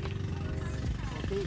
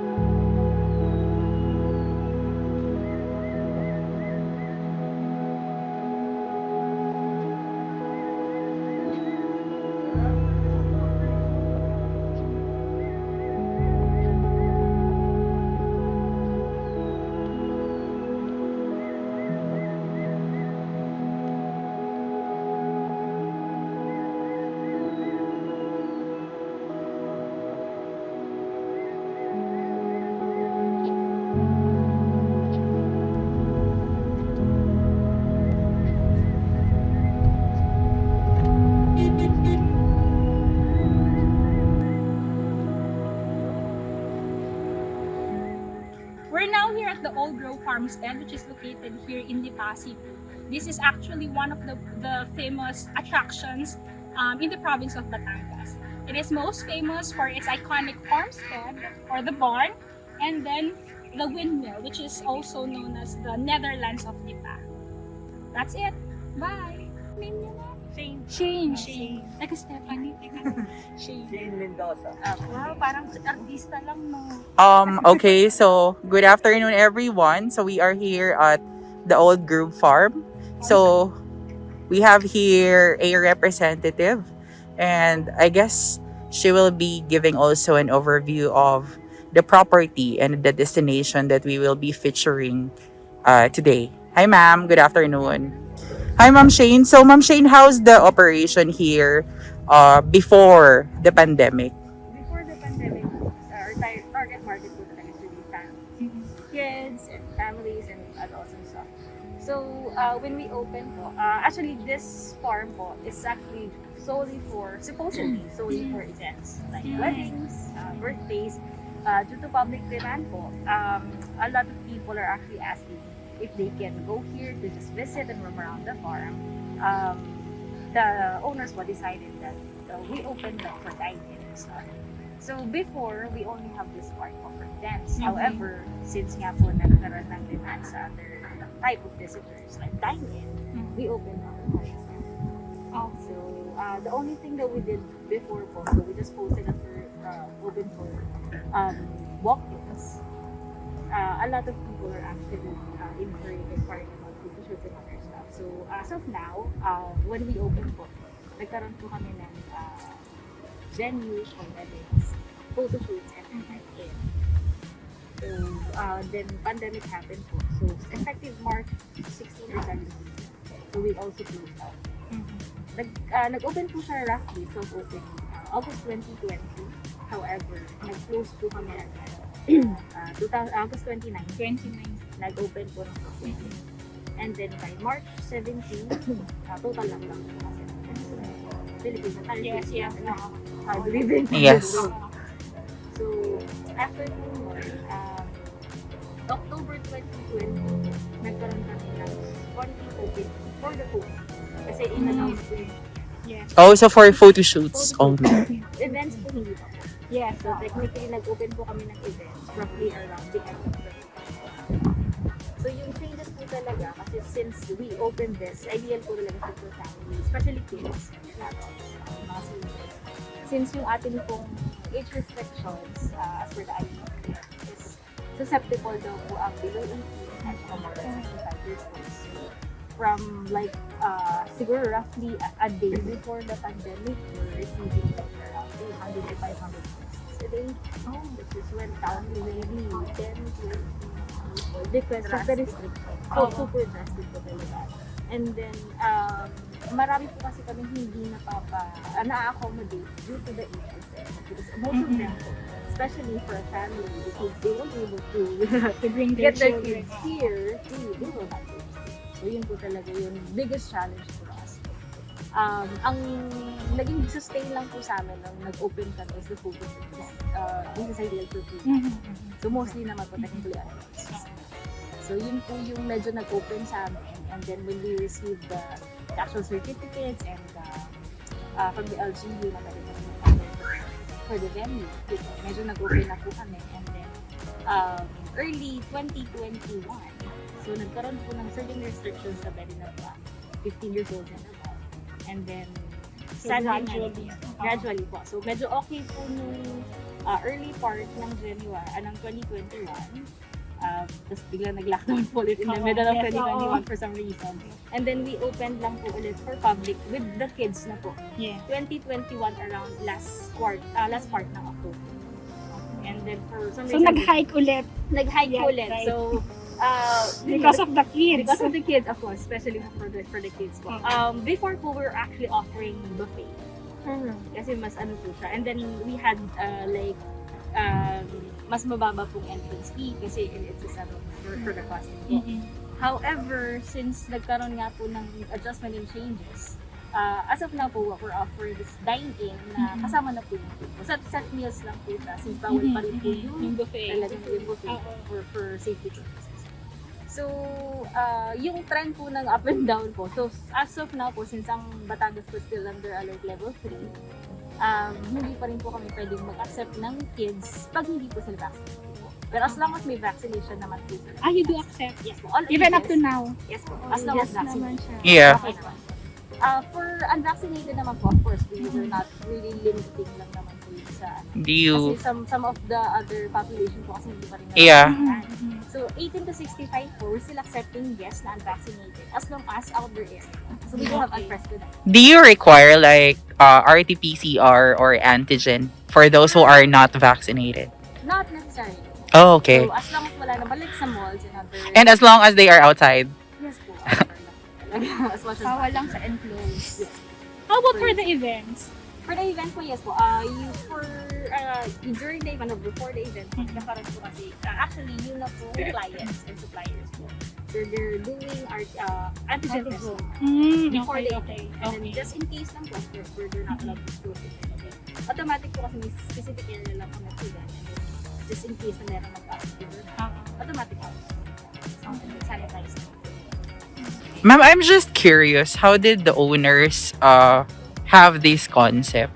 The concept talaga kasi is yung both owners po kasi lumaki sa farm. Okay. So they really wanted to have some sort of like a vacation house or something like for the kids. Kasi gusto nila maranasan din yung kids po nila lumaki sa farm. This brand po. Yes. So nung una po talaga, hindi po siya open for public, even for friends. Nagkaroon lang po ng time na yung partner po namin yan for one bar na nag-i-impart po ng friends. So they kind of were forced to offer it to the public. So from events, and then nagkaroon po na demand to other kinds of customers. Nag-open siya sa food dine-in events. Alternative stores. Yes. Medyo marami. Sustain yung So marami po kasi nakakita sa may starter po. So Oo. all of a sudden, Yeah. People are arriving po nung sila pa lang po yung nandito and buying So very iconic. The very iconic. Yeah, the very Instagrammable spot. Ma'am, how was the employees was affected because of the pandemic? Until now po, we're really affected because the scheduled workers. Oh, skeletal. So, normal work days of course, nagkakaroon po kami like 2 days or 3 days. Sometimes, especially kung talagang lockdown, yung work po talaga kasi dito sa farm requires na nandito sa office. So, there are minimal lang po talaga yung pwede natin offer na work from home. So, mostly po talaga yung nandito sa office, yun lang ang pwede mag-work from home. Yung sa cafe po, hindi naman talaga so, yun lang po. Like, kung 100% kami yung December last year na workforce, ngayon po is almost nasa 4%. Oh, very affected din pala, no? Ako, I don't mind if I hope you won't mind me asking. How about the support from the government? Did you receive any? Noong 2020 po, yes. Meron naman na. Like, Yung mga first year. SSS and stuff. Yung ayuda po.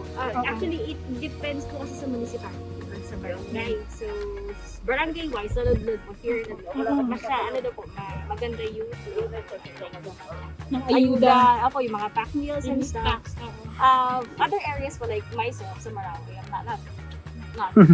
So, ayun lang. Pero dito naman po, okay naman. Ma'am, how wide is this farm? 5 hectares. Oh, 5 hectares. Do you offer na like accommodation here or not yet? Oh, okay. As of now naman po, we are still allowed to accept accommodation as long as, yun nga po, masusunod yung IUCF natin, fully vaccinated.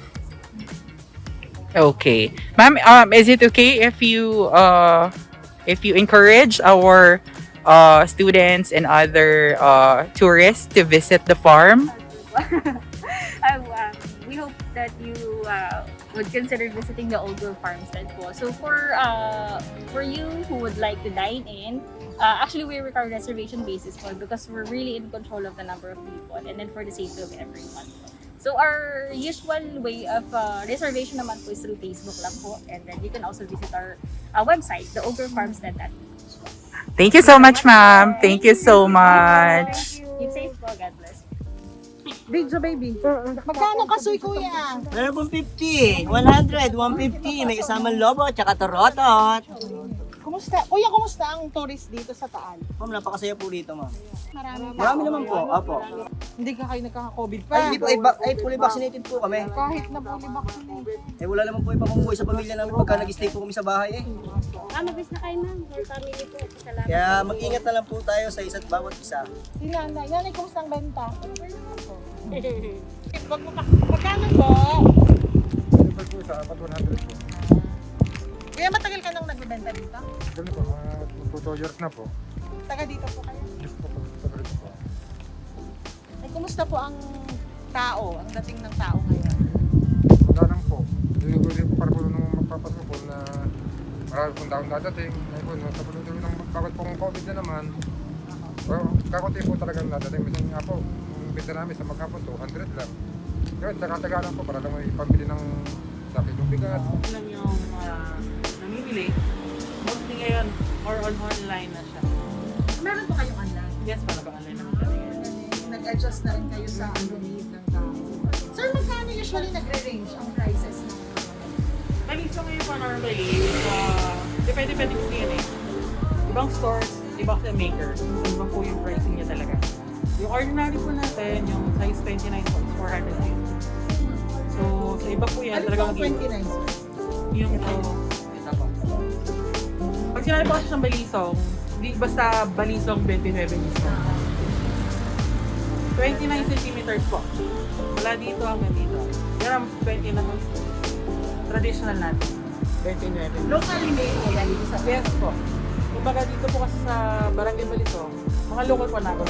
Sa amin po, sa store po namin. Mga locals po yung nagawa. Certified po authentic po. Yes po. All can?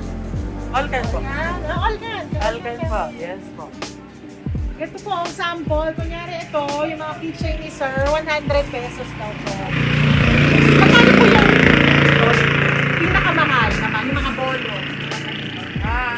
Mga bolo po. Depende po kasi yan, ma'am. Meron po tayong mga first class po, yung mga SH naman po. Yung medyo, ngayon, sikat niya na mga gulok-gulok.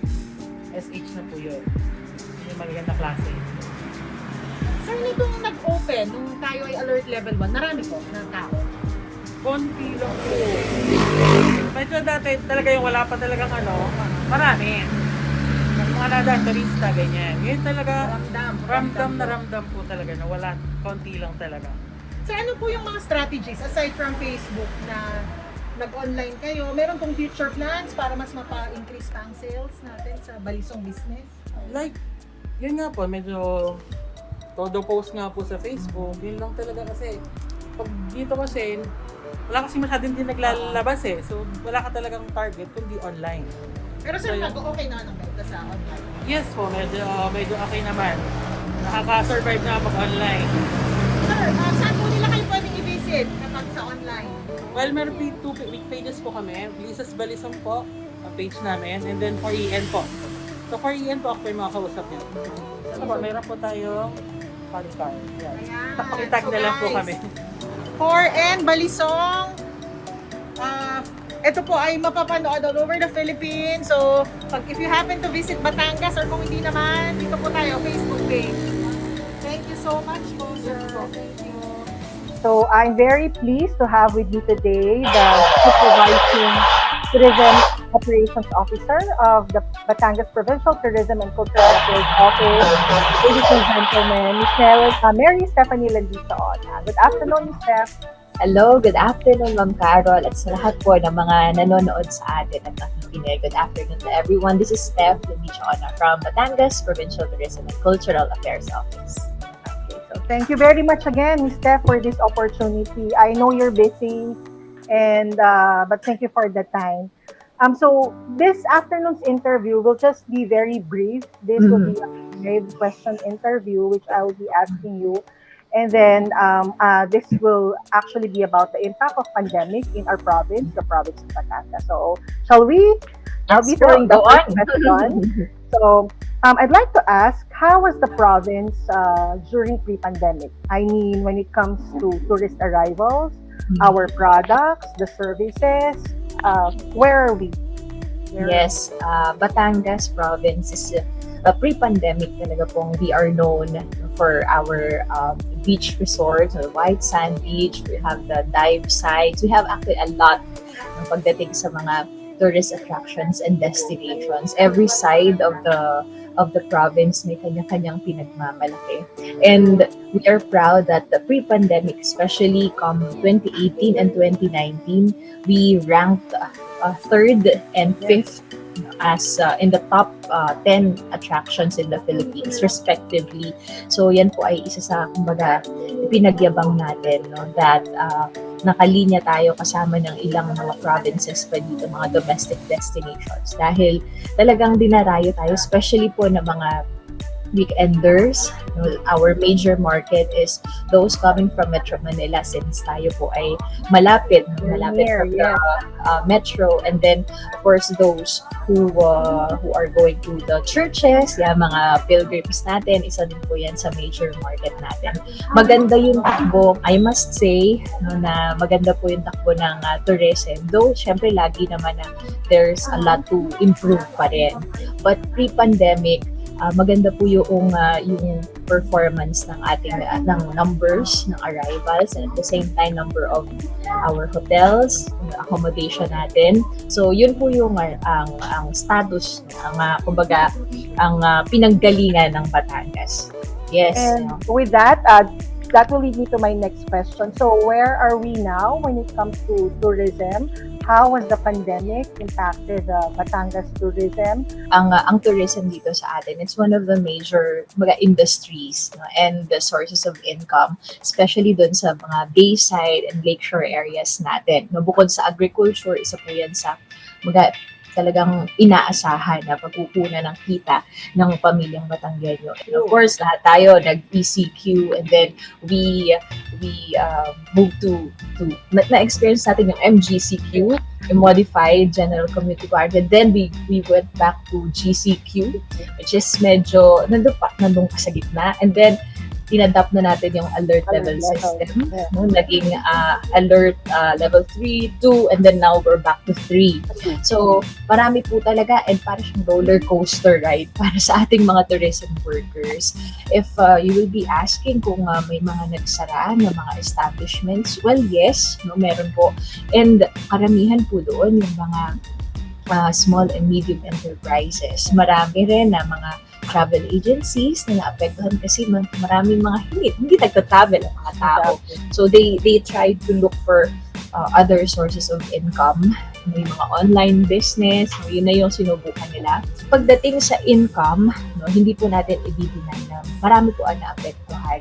No, nawala ng trabaho, tapos nagsabay pa po kasi yung itong ating Taal volcano eruption, no, yun pong ating mga kababayan sa malapit sa Bulkang Taal, no, na dinarayo po yan, no, for boating and then for trekking din ng volcano, nawalan po sila ng trabaho. And sa mga sa mga employees talaga, so karamihan din po, nagbawas din po sila ng mga empleyado. But syempre, tayo naman ay thriving pa rin. Sinusubukan pa rin na unti-unti makabangon. Kaya nung nag-alert level po tayo, so natutuwa din kami kasi nakakapag-accept na ulit ng mga leisure tourists.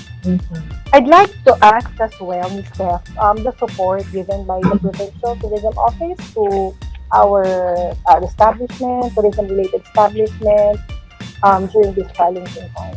Yes, okay. So I'd be happy na i-share din po kung ano yung aming mga efforts then to support, to help, and to somehow alleviate kung ano yung kanilang na-experience. No?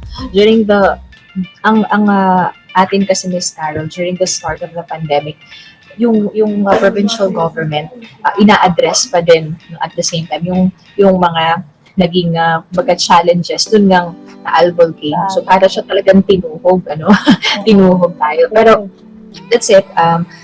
Itong unang-una sa lahat, before we started to promote again, the the tourist attractions in our in Batangas, and ensure muna natin na yung ating mga establishments ay ready. So, in our office, no, parang counterpart of the DOT's accreditation program or system, we have our provincial PTCAO registration. PTCAO stands for our office. So it's like an accreditation system. But somehow, ang target niya talaga actually is yung mga small and medium enterprises that for the meantime baka hindi nila ma-reach yung national standards, but they want to operate. So sila po yung target natin na ma-check pa rin if they are compliant with the MPHS, no? And then we register them in our office. No? So we have this parang partnership with our local government units sa mga bayan-bayan, lalo na yung mga municipal tourism officers, that when they are registered, no, sa aming opisina, then they can have or they can somehow issue, parang i-endorse namin yung site sa kanila so that they can provide naman or issue their local permits to operate. Kasi one of the challenges po noon, especially last mid-2020 to 2021, is that yes, it is being required na accredited, but hindi natin lalayo na meron pong hindi pa ma-reach yung accreditation standard. So, nakahang sila. So, paano kayo mag-ooperate? So, yung mga LGUs natin, yung nagbibigay sa kanila ng local permits at syempre nagmo-monitor sa kanila. So, we help them. Pinapag-register nila. We conduct virtual and even physical inspections, no, para makita muna yung site if they are really ready. Well, we know na naman kung ano yung mga hinahanap natin, no, as tourists, no, kung ano yung mag-ensure na it's safe, no, for the tourist.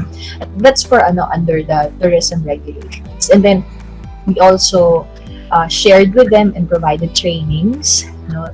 Siyempre na namang itong pandemic, mas marami yung mga webinars. So every time that we have the link or invitation, we share it with them, no, sa ating mga registered establishments. We share it with them para habang natututo pa rin sila, na-update yung skills, no, yung knowledge nila, lalo na ngayon na kumbaga meron na nga tayong we call it new normal or better normal or ano ba, new realities. Dami na no? So, para lang syempre ma-update, no? At ma-upgrade yung skills nila. So, those are free, no, na pwede nilang attendan. No, yan ay all year round. So, yun po, yun ay under the regulations. We have discussed a lot, I think. So, this has been a very nice discussion. We are open for collaboration. If you will need us for any collaboration, we hope to work with you in the future. And you've mentioned about Subli, about Balisong. These are nice thesis topics that I think our students can get into their research in the future. We can suggest siguro steps sa kanilang mga before they go out. So let's all concentrate muna dito sa what we have in the province, and para din ma-enrich at malaman din nila kasi they might have traveled outside pero hindi nila alam kung anong meron tayo sa province. But anyway, this has been a very, very insightful discussion. Thank you very much, Ms. Steph, for your time. So kami po ang dapat mag-thank you. Anything kami po yung ito ay way din natin to reach those our stakeholders. Thank you for this chance, for this opportunity to share kung ano man po yung aming mga nagawa, and we are open for suggestions din po, no, from our viewers, no, sa inyo, no, ating mga teachers, mga doctors, mga tourism professionals, kung ano pa yung mga recommendations niyo para mas makapag-serve po tayo sa ating mga stakeholders, no, dito sa Batangas. Thank you. Let's continue to be resilient. Hopefully, better days are coming. Hopefully, it's gonna be peak season already. So we hope to have at least break even. Hopefully, the establishment could at least have break even or more than that this coming Lenten season. So thanks a lot again. So I hope this will not be the last. inviting a very short notice invitation. Thanks a lot, Ms. Wala pong problema.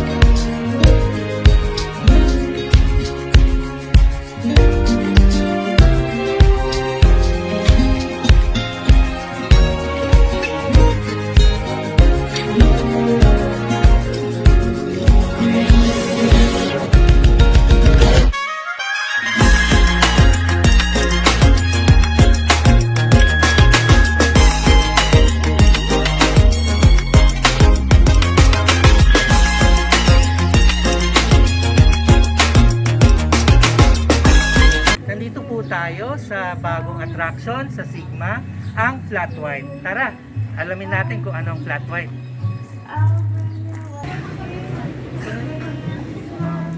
So, Ma'am Jai, could you tell us paano at kailan nagsimula ang flat white dito sa Sigma?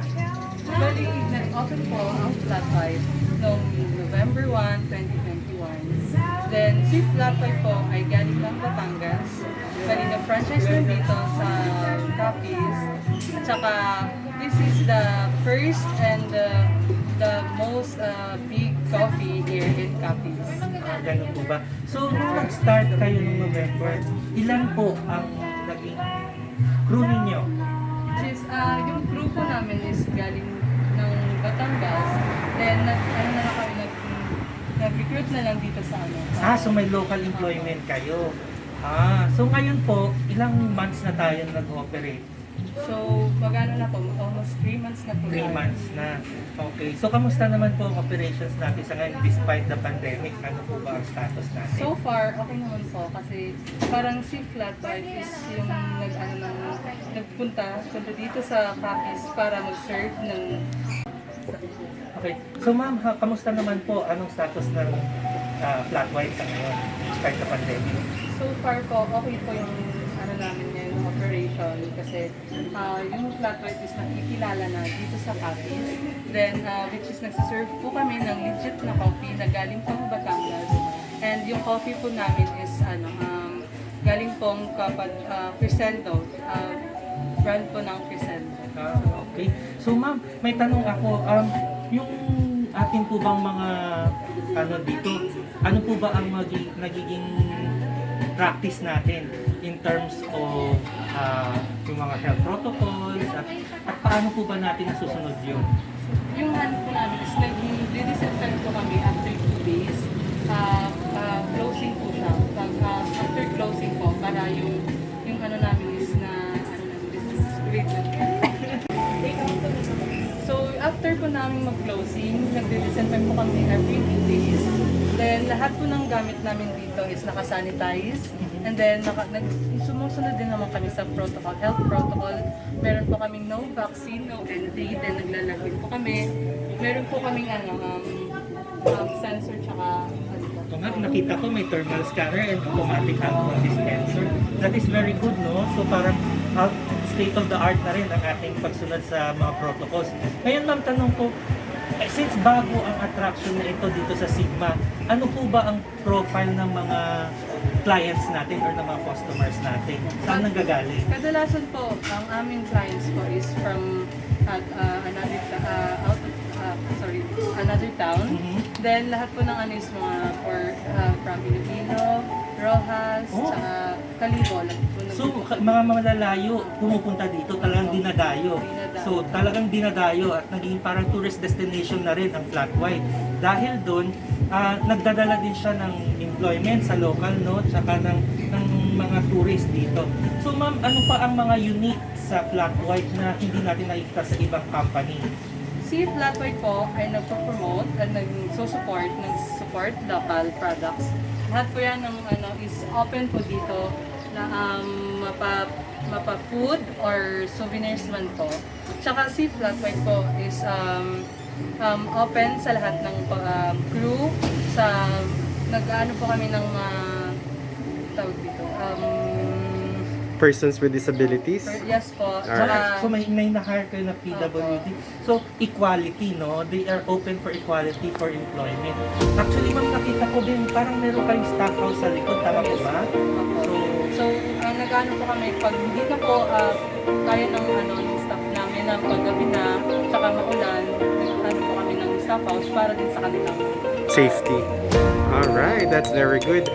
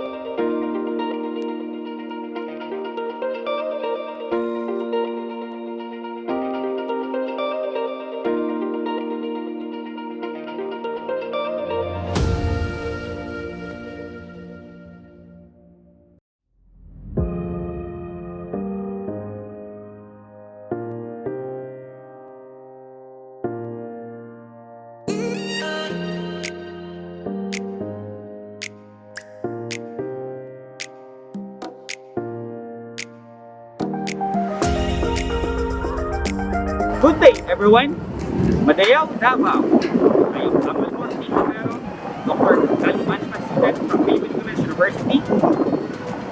Now, Davao is known for the home of Mount Apple. Davao is also known for being the durian capital here in the Philippines. But also, Davao City becomes the hub for different industries here. It also brings on the hospitality and related businesses here as a gateway. Now, let me show you some of the hospitality businesses here that thrive or survive during this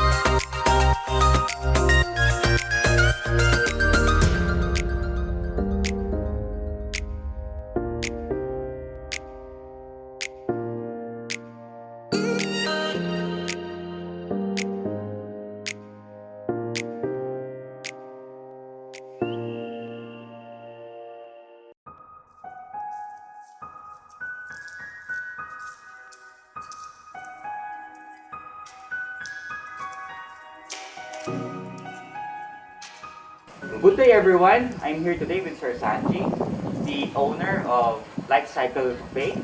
So sir, thank you for having me here. Thank you, sir. So, before I'll start asking questions pertaining to your business, sir, could you provide us a sort of introduction about your business? Okay, sir. Life Cycle Coffee is a third wave coffee stall. We offer classic coffee menus and of course single origin pour overs from different regions and different origins, internationally and locally, sir. Okay. So, sir, why is it that you started your business, this business of yours? I was fascinated, sir, with the coffee. At first, of course, I didn't know that coffee was my passion. And coffee will be my passion. It's just, I was fascinated by the experience out of it, especially on the third wave, when everything changed, including the flavor, the taste, the notes. So, my thinking was at that time, sir, is how can I let them experience what I've experienced? So that's the main, to summarize it all, that's the main reason why I started this business. Were you challenged on putting up this business amidst pandemic? Actually, sir, at first is I didn't think at all.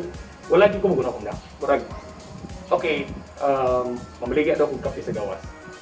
Then, along with that journey, of course, nakakit niya po challenges eh. Not that, dili naman po na kanang challenges na kanang tulo na ginang dugo and everything. It's like, more of like, wala po kaila sa akong sarili ko na to eh. Wala po kaila sa akong sariling brand. Wala po kaila sa akong market. Although, na ako'y target market at that time. Pero wala po ko'y ROI and everything. But, ang gusto lang nako is, kisay pwede mo inom sa akong kape. Kisay pwede maka-experience, na-experience po na ako sa tungod ani ng mga kape. And at that time, sir, is, ang gina-target yun na po, okay, at the height of pandemic, during atong pandemic, sir, daghan kayo di ba naga-exercise, more nag-ano na sila sa healthy living nila, healthy lifestyle. Yeah, so health conscious na kayong tanan. So they need to boost their immunity and everything. And of course, coffee is antioxidant. So I think it's a perfect pair na ma-boost po na to immune system na to fight against the virus. So nahitabo sir is sa gawas, daghan kayo everyday almost 60 to 80 o maabot din siguro 100 ganit. Naga-bike, mga bikers, joggers, and naga-exercise in general. So, ang target utara ko at least man lang katunga ato mo try akong kape like so that's my ideal mind. Ang hitabo wala jay nga kape. Ironically, ang hitabo instead na sila po ang target market, ang mga to na noon is more mga sports car community. But I'm not saying that pagawas na ko within a day or within 2 days nangabot sila. It took me around 2 months. The first mga sports car community, mga supercar community nangadto na. Pero before that, ang mga nag-add to gid sa akong shop is usually mga friends na ko. Actually kato sila mga first friends na po, old classmates, mga 5 years, 6 years na ako namin nakita pero kita balik kay kabulo sila nag-try mo baligya kape. Sila gitong marag naghatag og word of mouth na maligya big kape si ano. Then na iniabot na mga coffee enthusiast na mga coffee roasters, mga local roasters lang, mga more like mga local vloggers lang. Mga local vloggers sir, and sila tong murag naghatag og what we call this. Sila tong naghatag og kaning sila ang nagpahibalo sa tao na dapoy coffee spot dito sa Barangay Langob, dapoy pwede ka mo ato dito, testingin dito, lahi ko dito. Then dito na tong murag nailahan ko sa market ug sugod. So, hinay-hinay siya nag-grow. Of course, hinay-hinay ko nag-grow at the same time, how to cater them kung sila mga kailangan. But we're serving our best here. We are doing our best here to maintain our quality and standard. So, I'm inviting everyone kung kinsay gusto laki na sa Davao City, gusto niyo na awa na sa syudad, you can try our coffee stall also. And of course, please also support different local coffee shops here in Davao City. Not just in Davao City, but in the whole region in general. Or the country po. Sir, might as well, could you provide a specific address here? Yes sir. Life Cycle is located at Barangay Langob Road, just along the highway. So it's 2 kilometers from Kanto sir. So it's 2 kilometers from the intersection. Pasulod lang ta diri sa unahan sa Vista View Restaurant. Okay. So, thank you for that, sir. So, looking forward, no? Mabalik na po ng mga tao din na nag-climb. So, sir, thank you so much for this opportunity. Thank you so much, sir. We're very glad po. Thank you so much po. Sir, India.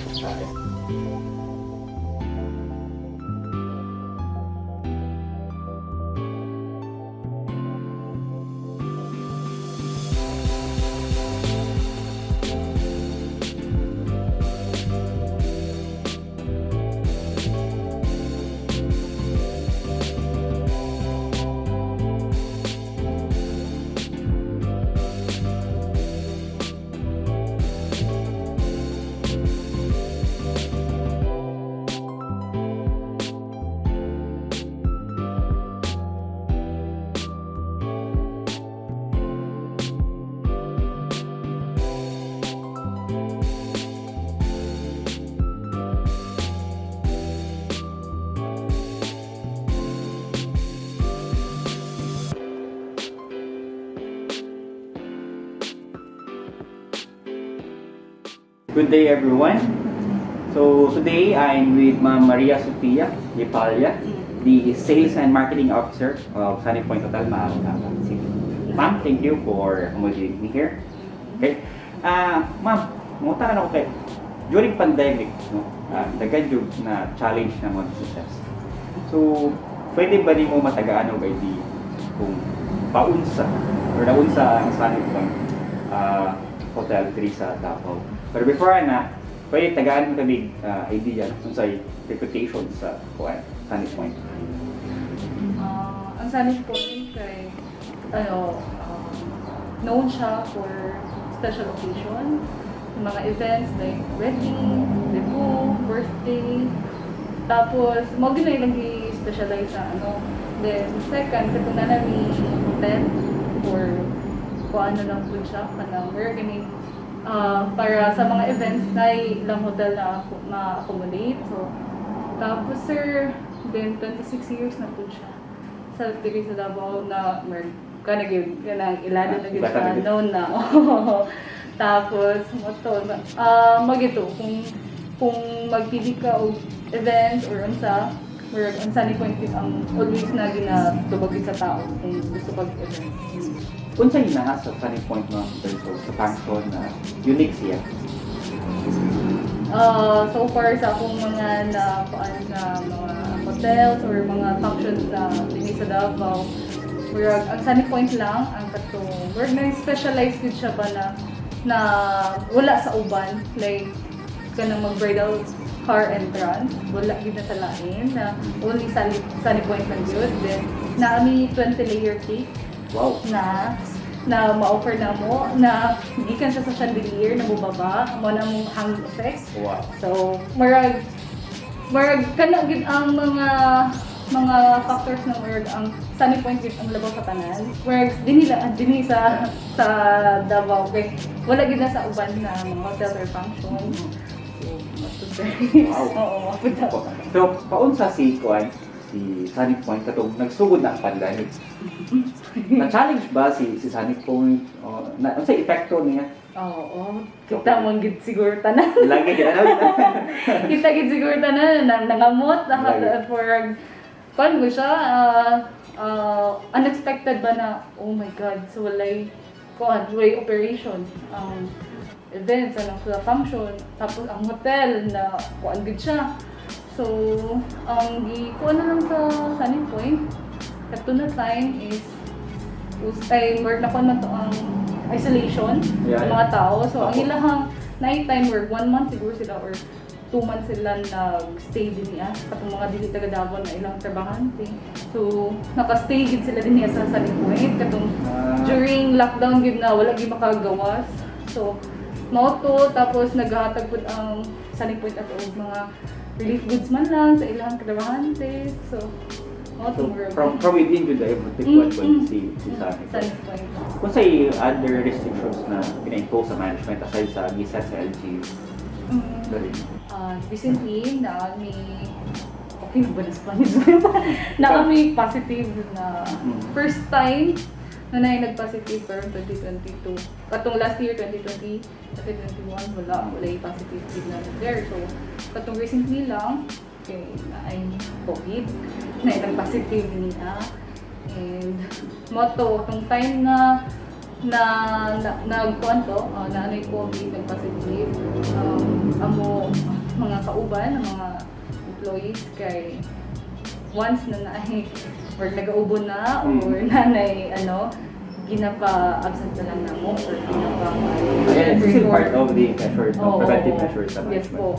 Then pag taas ng moto na daghan gid siya symptoms na nagkuan, so moto among ginakuan ma-absent na lang sa so ang mayo kay linyan po the management na yes, about po. Sa mga mga restriction okay po sila mas bagay kay kay isud man po kayo.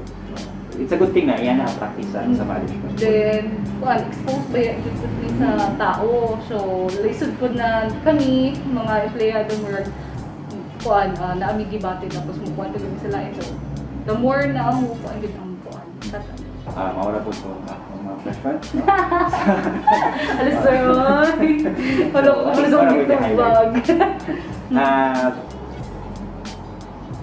Ma'am, thank you for the positive response with sa mga request on behalf po sa Typhoon University Manila sa among organizing committee ng team ng professor. Thank you po sa pag-accommodate sa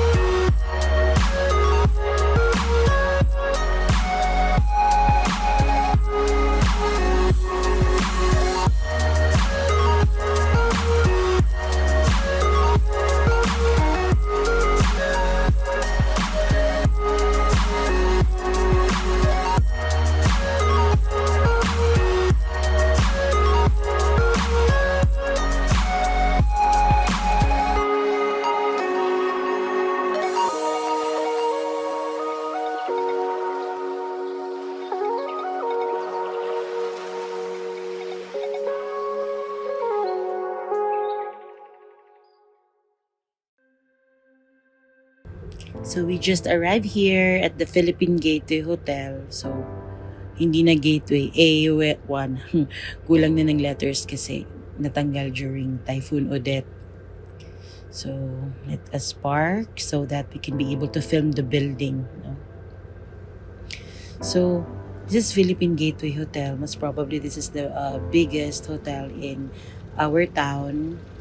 Tapos sila na nga lang yung operational because the other hotel is closed during pandemic. So nasira pa talaga sila ng Baguio Odette. So halos lahat ng most of the glasses na andiyan sa building na yan ay sira, lalo na dito sa convention hall kasi noong December 16 meron pa talagang may event pa talaga sa taas at sa baba. Meron kasing grand convention sa taas at merong mga venue sa baba. So hindi ko maakyat to really film kasi bawal siyang puntahan or papasukan. So, glass yan, pero basag din siya. Sirang-sira talaga yung kanilang convention hall. So, this is where the events mostly, dito nag-venue. Kasi this is just one of the medyo malalaking venue dito sa Surigao. Talking about pandemic, here comes pandemic where all of us are greatly affected, no? So, what are the effects of pandemic in your business? Oh yes, ito nga. Meron din nagtanong sa akin yan before, no? Effects of pandemic and coping mechanisms, no? Almost everyone is in fear. Meron akong sagot dito kasi, no? Almost everyone is in fear. Yes, because you are always asked, you're often asked because you're a planner, ano? So, ito yung sa interview ko. I mentioned, no, na almost everyone is in fear of going out and organizing events at saka bawal. Daming protocols. So, nung time na yun talaga, hindi lang siya mahina, talaga nag-stop. So, we manage, no, to cope, no, pang rentals man lang. So, kasi we madalas kami gumagawa ng empanadas, kikiam. Ito si Nerfy, si Ma'am Chaser. So sideline. Siya din yung gumagawa ng mga banana loaf and we sell it online.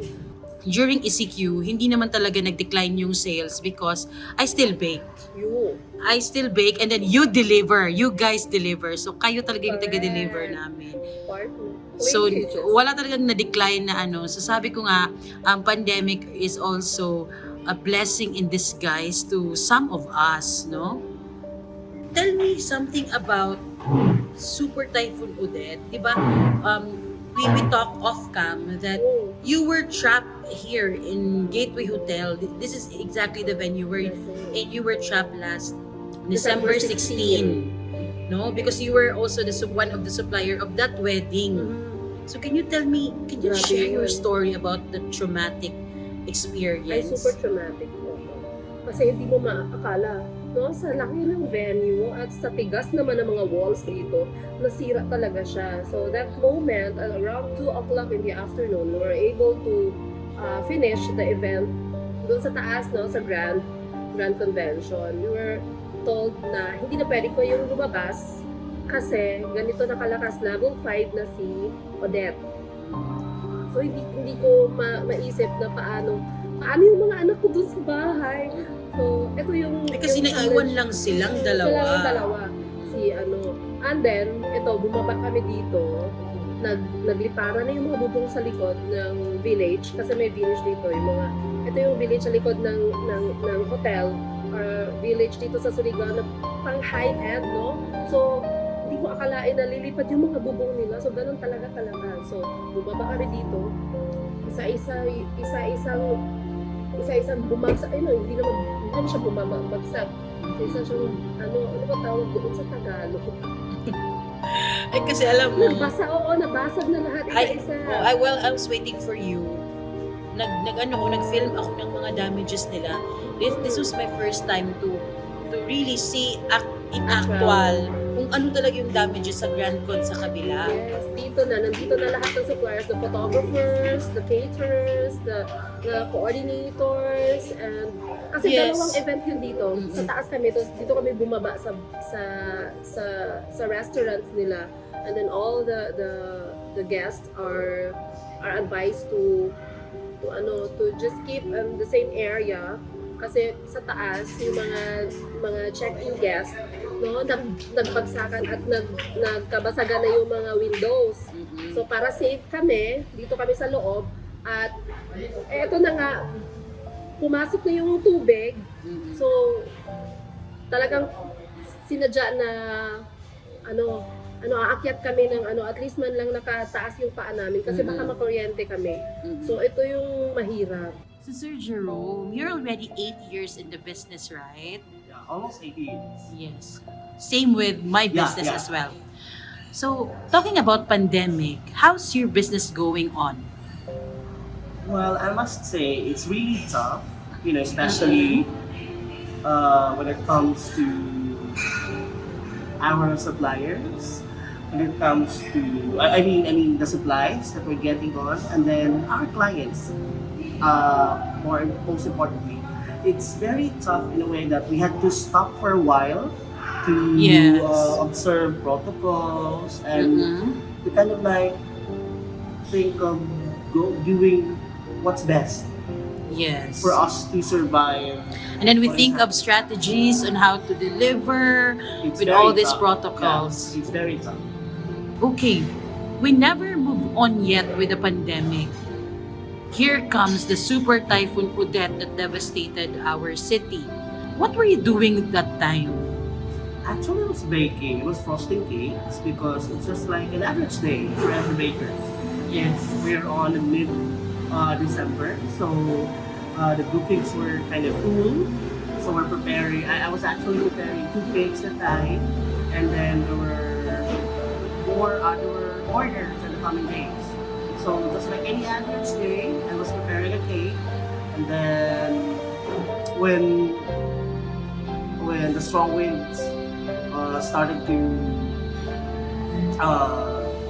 how do I say this? When the strong winds started, it was then That was the afternoon of December 16. yeah, 16 on December. I kind of like noticed that the winds are kind of strong na, and then medyo lumakas na din yung ulan. But this was also your first time, no, to experience that very, very strong wind. Imagine we reached signal number 5.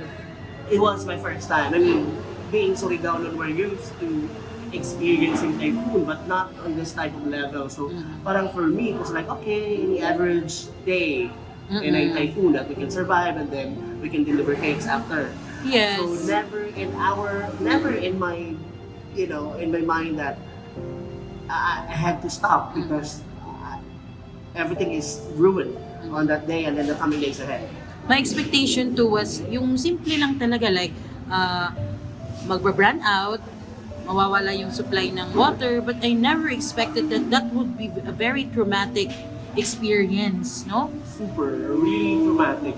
Yung order ko that time, actually 16, dapat i-deliver ko by 5 p.m. I mean, i-pick up lang siya by 5 p.m. 2 orders. But then again, I had to stop kasi na lang yung bubong namin. Malakas na masyado yung hangin. So, You were partially damaged also sa bahay. Basa na yung namin yung workstation ko basa na. Yung part ng receiving area ng bahay namin. Basa na rin. So, how can you go on with that kind of situation? And everyone else is not in a relaxed mode. Everyone is kind of like surprised that the wind is really strong during that time. So, okay, I had to stop. And then, I managed to pick my stuff. And then, dinala ko sa safe na lugar, sa hindi basa. And then, yun na rin. I was just like waiting for the strong winds to stop. So, Sir Jerome, because of the pandemic, there were few of our students got disappointed, of pursuing BSHM because they think that there is no more job left for them because of the closing of hotels, resorts, etc. So what advice can you give to the future graduates of BSHM and BS Tourism? Well, first, as a hotelier myself, I'm a graduate in the same industry that we're into. Well, I want them to think outside of the box, meaning not to think not to think with the usual careers that we have. I mean, we're living in a difficult time, in challenging times like we're having right now. So I want them to think. I want them to be more innovative in thinking of other careers still related to the industry, in the hospitality and tourism industry. We have a very huge industry actually, so they can start their own business. They can put up their own business. They can set up tour packages of their own. They can book tickets of their own and serve other people, interested people. They can set up tour packages. And they can bake. They can cook. Everything that they can think of other than the usual careers that we have in the industry. You know, we have a huge industry, innovative. We have to think of more sustainable ways to support the industry that we belong into. You know, sustainability, I think, is what makes this industry more unique and more important compared to other industries. Very challenging yung industry natin ngayon. So, facing challenging, no, na mga situations. But still, I always believe that there is always hope, no? And I believe that there's a bounce back. Bounce back talaga tayo 2022, 2023. I know may hangganan naman lahat. So, our skills are hindi siya mawawala sa lahat ng bagay o sa lahat ng situation o sa lahat kasi kakain tayo kakain tayo, gagala pa din naman tayo, so meron at meron yan. Just think positive. So this time, no, we have to make sure that we improve ourselves, and of course go extra mile. Hello everybody, so we are here already in the entrance of the Hotel Tavern Annex Surigao with all their signages following the protocols. So here we go.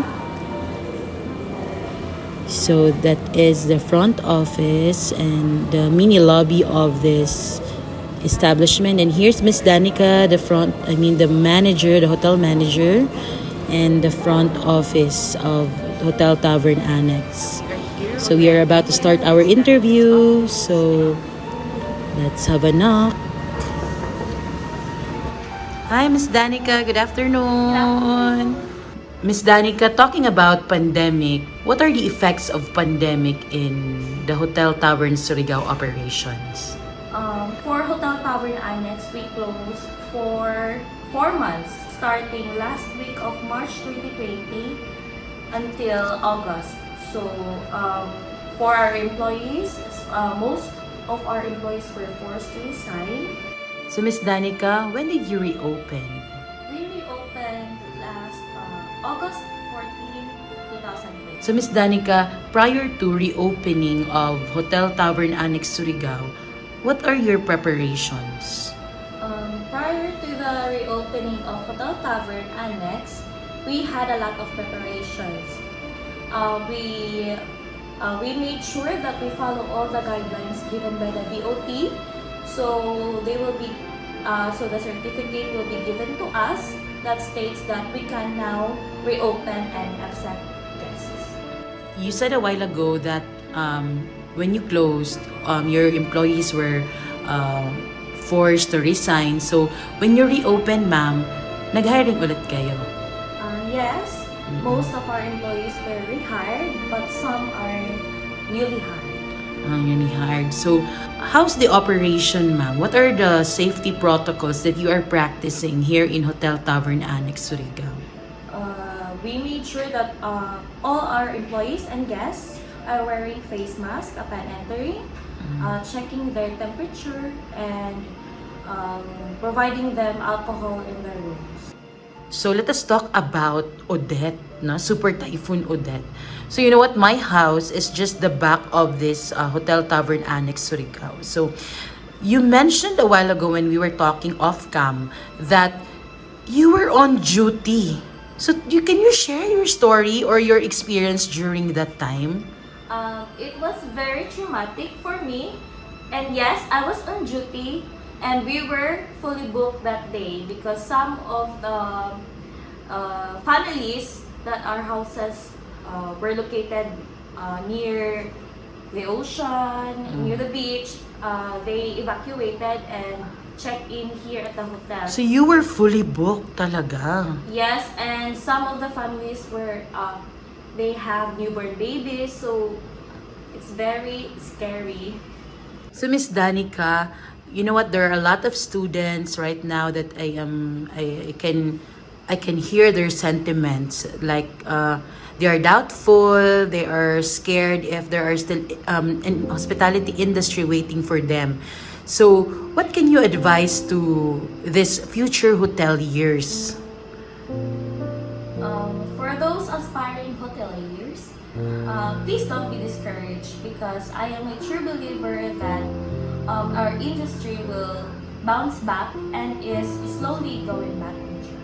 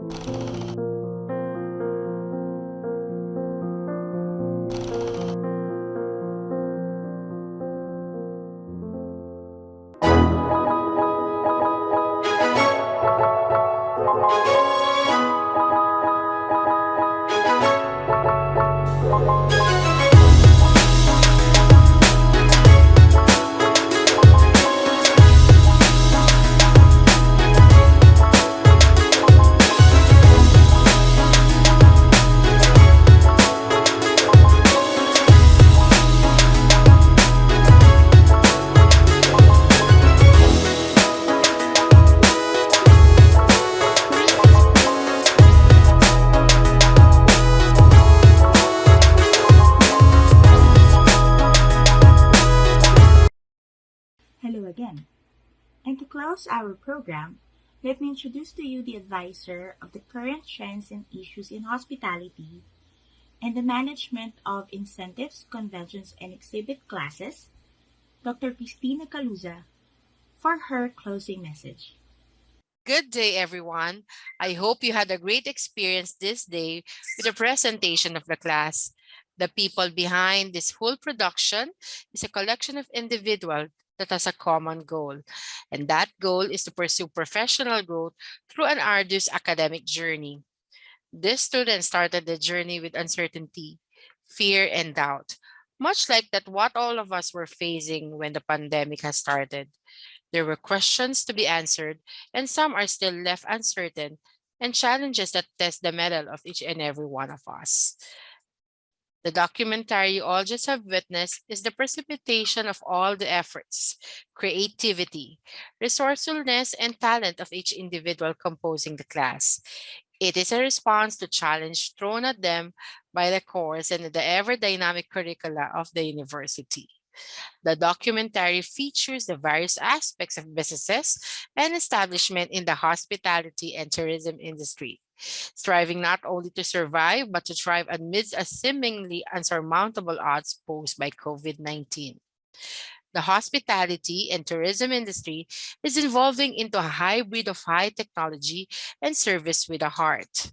We hope that this documentary has inspired you in some way and has inoculated in you the perseverance to push on and be the best as our industry is only expecting the best.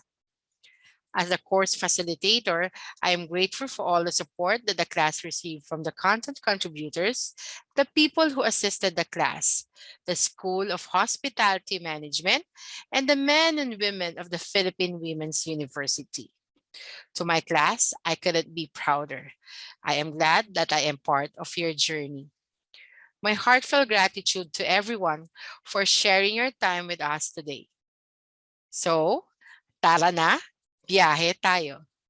Good day and keep safe.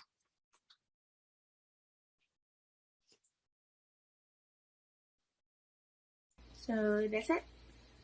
Thank you for joining us this afternoon.